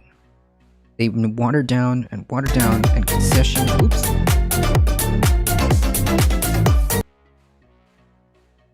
Ignore that last 5 seconds. They water down and create concessions, right? Okay, cool. Only to not get any votes anyways. Only to receive 0 support anyways. But will they block stuff in the House? No, they don't even do that. They don't even do that. Well, the Republican Party is effective, very effective at using whatever tools is available to them. The Republican Party is incredibly effective using whatever tools are available to them. Where is the Democratic Party? Nowhere to be found. That's my criticism. That's my problem with it, right? Can you imagine getting universal healthcare and some monitors like, yeah, I know, it just doesn't feel right. I wish the Republicans were involved giving me this. Yeah, like, wait. I mean, like, it's so frustrating because, like, there's some real opportunities to do something good. Like, there's some real opportunities. Oh, I'm sorry. Mayor Beetlejuice, thank you so much for the follow. I appreciate it. There's some real opportunities to enact real good, palpable change, right? I mean, Jesus Christ, this infrastructure bill is massive. It's a massive opportunity. This infrastructure bill is a massive opportunity. Holy Christ.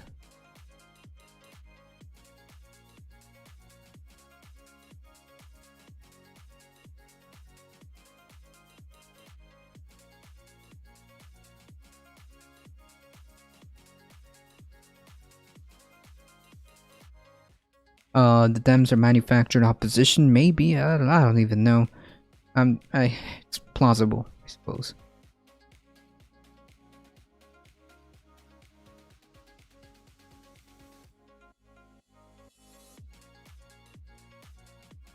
Hey, Base of PJ, how's it going? Thank you for joining us. I often note I'm going to circle back. I hate to disappoint conservative Twitter, but I am going to circle back on a number of things, as we often do directly. I'll circle back, circle back. I hate to disappoint you. Circle back, circle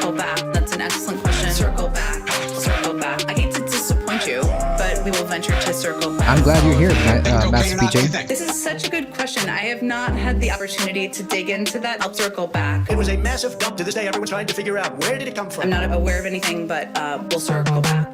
This uncircumcised Philistine, who does he think The he what? is? As a mom myself, I want to know all the details. I have to circle back. Oh man. I will venture to get you an answer on that, and maybe we can talk about it, and you'll circle back. I will have to circle back on that one. But we'll circle back. But I will have to circle back with you. Let me give you a very specific example. I'll circle back. Circle back. I hate to disappoint you. Circle back. Circle back. That's an excellent question. Circle back. Circle back. I hate to disappoint you, but we will venture to circle back. This president knew back in January. Why didn't he tell us? Why did he warn There are a us? number of ways to combat misinformation. One of them is circle back. You told us that Trump was invincible and he was in a prison, right? I don't really have any predictions for you on that. I can circle back.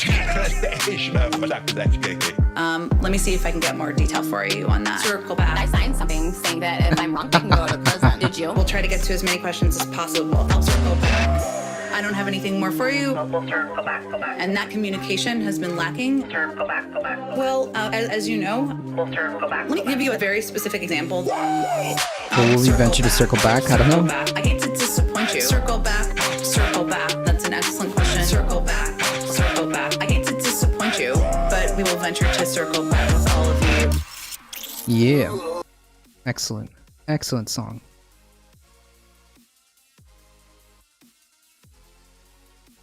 Alright, we gotta talk about this, but in 1 second.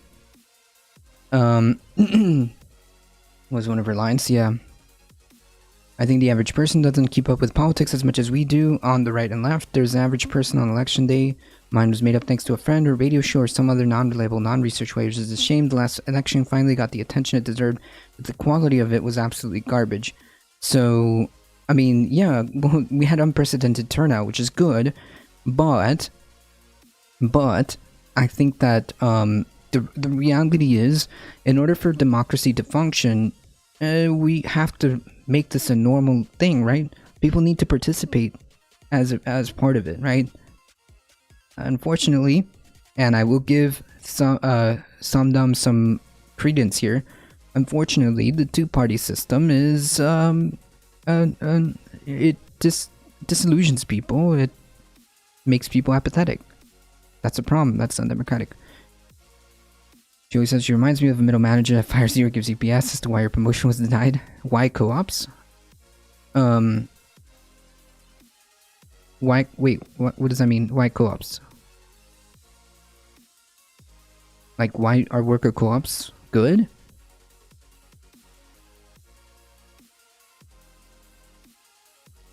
Why worker co-ops are good? I don't know. The first and foremost, I mean, why do we need to be? I mean, why we need people to be more engaged? Yes, true. I think that. Oh, you mean worker co-ops makes it more so that people are more engaged? Maybe. I mean, I'm just more in favor of more democracy, and one of the ways to expand democracy is to expand democracy in the workplace.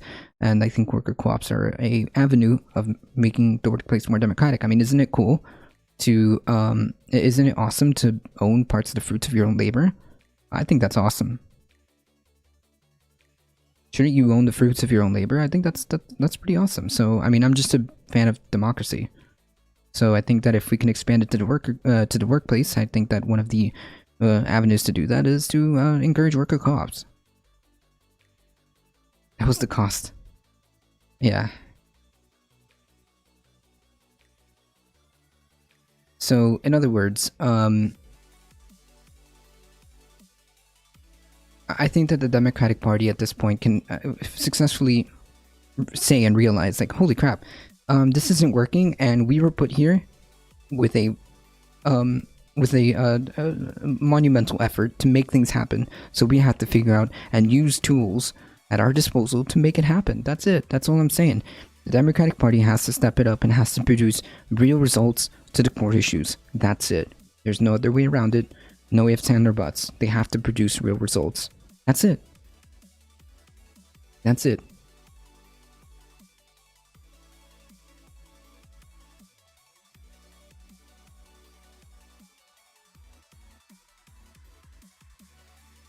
And this is indication of them trying to reach out, and it didn't work. Okay, so we move on.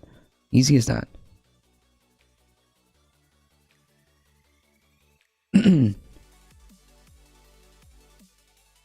You no matter what, you can't vote DOD, and they advise the president what to do. No, but you can vote who the president is, and that has ramifications. Not only that, the president doesn't have unilateral abilities. Congress, there's Congress and other branches that have ripple effects. It's not just like, it's not just DOD or anything like that. Furthermore, who picks those? Doesn't like the Congress have to pick those and the president pick these? I think that's huge. So I know this is going to create a whole new era of a whole new a whole new myriad of conspiracy theories. But the TLDR of this, and I'm going to be very clear so that people understand what scientists are saying, is this. This is the exact same thing I've been saying from the beginning, okay? Is it plausible? Yes. Do we have concrete evidence to concretely say that this is what happened with this COVID thing? No. This is exactly the same the God question, right? Somebody makes the claim that God exists, and then you say, well, prove to me that he does. And then the other person responds to me, well, prove to me that he doesn't. So we don't know, effectively, is what the end of that conversation is, right? You can't prove that it did. I can't prove a negative. So here we are. It's the exact same thing. No, this is not some bioweapon developed to destroy the... No, this has nothing to do with that. What this is saying, and what our experts have said, is that it's worth a look. That's what it's saying.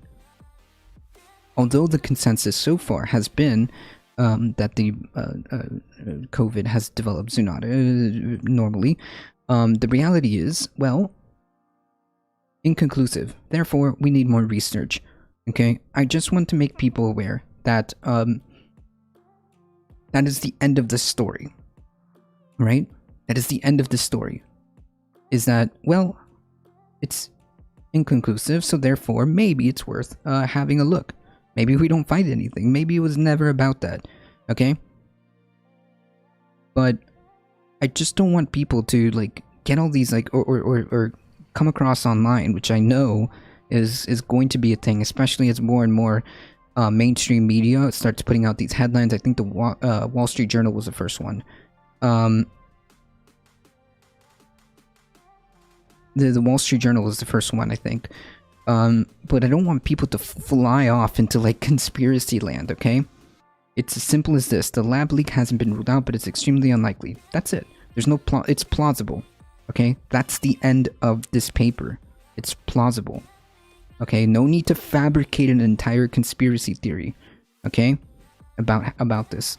All we're saying is that A, it hasn't been ruled out, B, it's plausible, and it's maybe worth investigating or doing more research about it. That's it.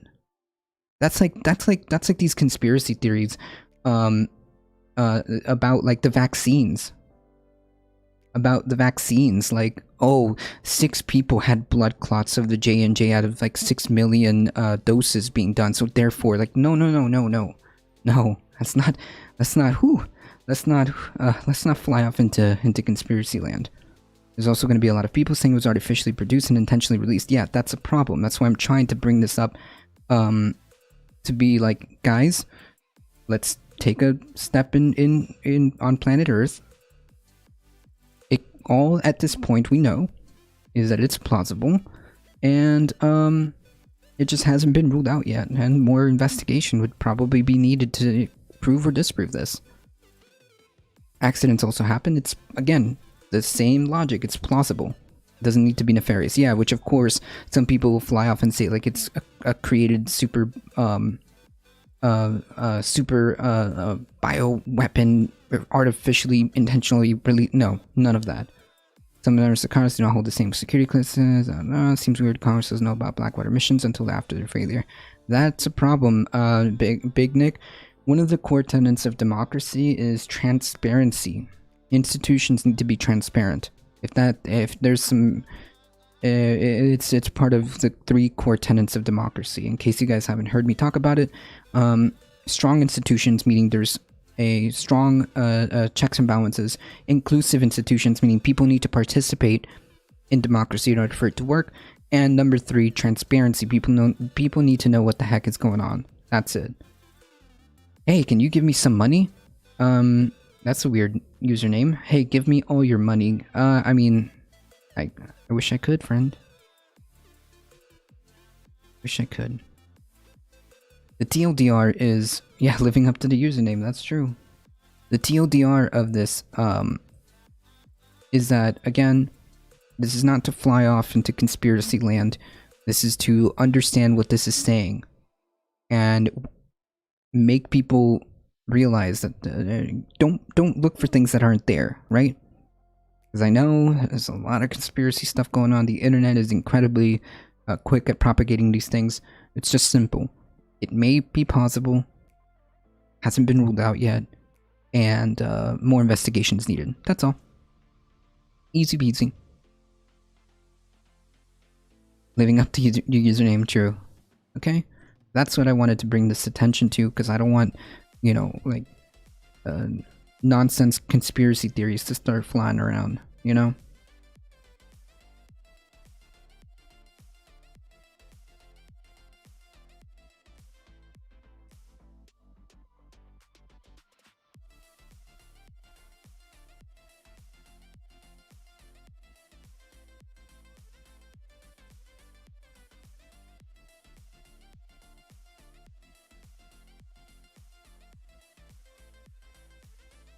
Let's see if we have time for this one.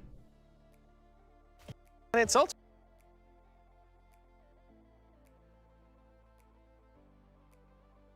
because it really shows you that there is a silent majority out there that kind of agrees with all the different things that we're pushing for. So this is in Newsweek. Petitions demanding monthly stimulus checks of $2,000 surpass 2.6 million signatures. 2.6 million signatures. By the way, if it gets to 3, it's one of the top performing, if not the top performing, change.org petition. Bro, there's no links in this chat. Of all time. Yeah, so it's right on the doorstep of being there. I think that the TLDR that we can get from this is that yeah, the temporary, I think temporary UBI, at least until the end of this year, wouldn't be necessarily a bad idea, but I don't know. The ramifications, the economic ramifications, but I don't necessarily think that, depending on how it's deployed, would be a bad idea till the end of this year. Temporary, like, UBI. I don't know.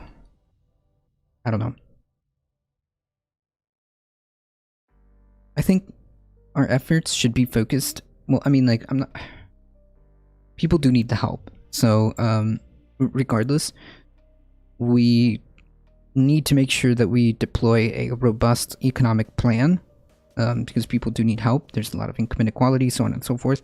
So I think that some type of temporary UBI I wouldn't be against, but I'm mainly interested in trying to get, like, massive infrastructure spending in order, if you're talking about fixing the economy. I think that's one route. Maybe a combo of, like, helping people with a temporary UBI and investing, like, massively into infrastructure with, like, all of the possibilities. Roads, pipes, water pipes, which are, you know, completely decrepit, green and renewable energy, which is crucial. That might be the way, plus deploying resources to help people from the ground up can be a recipe for success, maybe. I don't know. I don't know. 2.6 million say we need $2,000 stimulus checks per month. Per month. By the way, I went back and looked at some polling on Infrastructure this. is a long-term investment. True. It was during the pandemic for the first time ever. It flipped to a majority of people who want universal basic income. Before the pandemic, and when Andrew Yang was running on it in the Democratic primary, it polled really low. Everybody thought it was kind of wacky and kooky and out there and unworkable, including myself. There was a time when I thought, that can't really work, can it? Well, it turns out it definitely can. All the studies on it have come back saying the same thing, that this actually works really well, and only a tiny percentage, like 2% or something, go towards vices like people drinking or lottery or whatever the fuck. People use the money, they need the money, and it helps. It's just Social Security for everybody. We have Social Security. It's the most popular program, and it's obviously for senior citizens in the United States. Why not do Social Security for all? That's what this is. But anyway, the number was 55% of the public during the pandemic said, we want UBI. Yeah, because they were struggling to pay bills.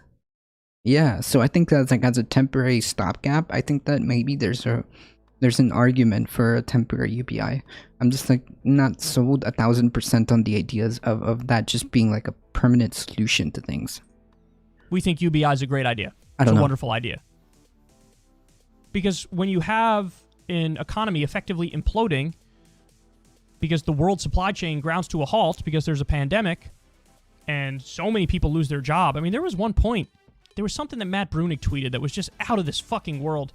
At like the peak of the pandemic, the number of people who actually weren't working was like 50% in the U.S. Mm-hmm. So in other words, you know, the way they do the actual unemployment rate is kind of bullshit. They fudge the numbers a little bit. When you include all the people who just totally gave up on work, people who were staying home, it was like literally 50% of the country was not working. So you look at that, people are struggling, people are slipping into poverty, we have a pandemic and effectively a depression. Yeah, the way out of that is to give people some money to make sure they can get by and survive.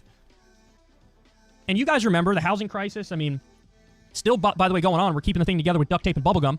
But 30%, over 30% of people couldn't pay their rent. True. People need the money. And so, yes, when push comes to shove and everybody's in dire straits, seemingly radical solutions actually become very common sense. Okay, give everybody a little bit of money so they can survive. Well, you know, we've already had some stimulus checks under Trump. Then you have now the $1,400 under Biden. And people are like, oh, so the government can actually do things that aren't objectively shitty? We'd like more of that, please. And so here we are. Nearly 3 million people signing a petition for $2,000 monthly checks in perpetuity. Or at least during the pandemic. Yeah, like, wait, I don't know. Ooh, you might fall into like pitfalls in terms of like UBI depending on how it's deployed. But I don't know. I wouldn't be against it as a temporary stopgap. I think it needs regulation, like rent control. I mean, sure, yeah, because then like the only thing that happens is like, oh, people just have like randomly extra money, and let's boost it up. And things go to hell in July. These red states are gonna regret cutting unemployment insurance for millions of people. Yeah, maybe so. Especially when all of these eviction things start to go through as a, you know, as those benefits end, which I believe is what you're mentioning. The end of June will be the last of these extensions, unless Congress extends it again with all this evictions. Yeah, it's going to be a huge problem. I guess I'm just ending about bootstraps. That's not acceptable either. Oh man. Alright folks, I think we did it. Great success. I appreciate all of you guys being here. I do have to start heading out and getting ready for work. You folks are what makes this channel go. I appreciate all of you guys. If you guys enjoyed the content, make sure you hit that follow button. Make sure you head on over to the YouTubes and do the YouTubes. Like, share, subscribe, comment, all the YouTube stuff. Do the YouTubes. And if you want to help and follow us offline and keep up with the channel, I get what you're saying, just I wish it was the way you think. True. Yeah, magical bootstraps. Maybe I down for the day. I need to raid Bleep Blop Ben. Okay, I need to raid Bleep Blop Ben. We'll do Idan Simpson tomorrow. Ben is a phenomenal phenomenal person. Okay, so I think Ben needs a raid. Okay, I don't think I showed him love this week. Ben needs a raid. I love your takes. Thank you. I appreciate that. Other than when you mute me. Listen, I timed you out. I was getting a little hot, a little spicy. So yeah, it's all good. See at iDance, yeah, I'm always trolling around different streamers. All right. So thank you, folks. I appreciate all of you guys. Thank you, Dr. Heemed, for bringing all your wonderful folks here. You guys are awesome. Thank you for all the new follows. Thank you for Surfer Go Gritty for the gifted tier 1 sub.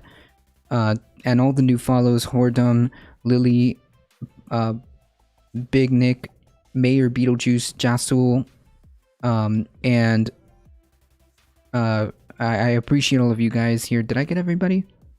Yes, I think so. I got everybody. Thank you all for the new follows. Thank you all for the support. You guys are what makes this channel grow. Make sure you tell everybody and anybody that this is the chillest place to be for news and politics. Spread the word far and wide. Just tell a friend, tell family. This is awesome. This is the most awesomest. I made that word up. The most awesomest place to be. And if you guys even see, I'll even play music for you guys from time to time. I thinking it's safe, true. Alright, folks. I do appreciate all of you guys. You guys are what makes this go. Please take care of each other. Please stay safe. I love y'all, and I hope to see you guys in the next stream. See ya! Alright, stick with us, folks. We are going to head up to Ben's raid channel. Alright, folks, let's show some love. Ben is, I believe, doing a partner run, so stay with us. Let's help him out. You guys are fun. You are fun. Thank you. Thank you. Alright, guys, we're heading out in 5, 4, 3, 2, 1. You be a real cool cat and subscribe. True. Yeah, I believe he's on a partner run. So let's go give him a little boost, yeah? See ya!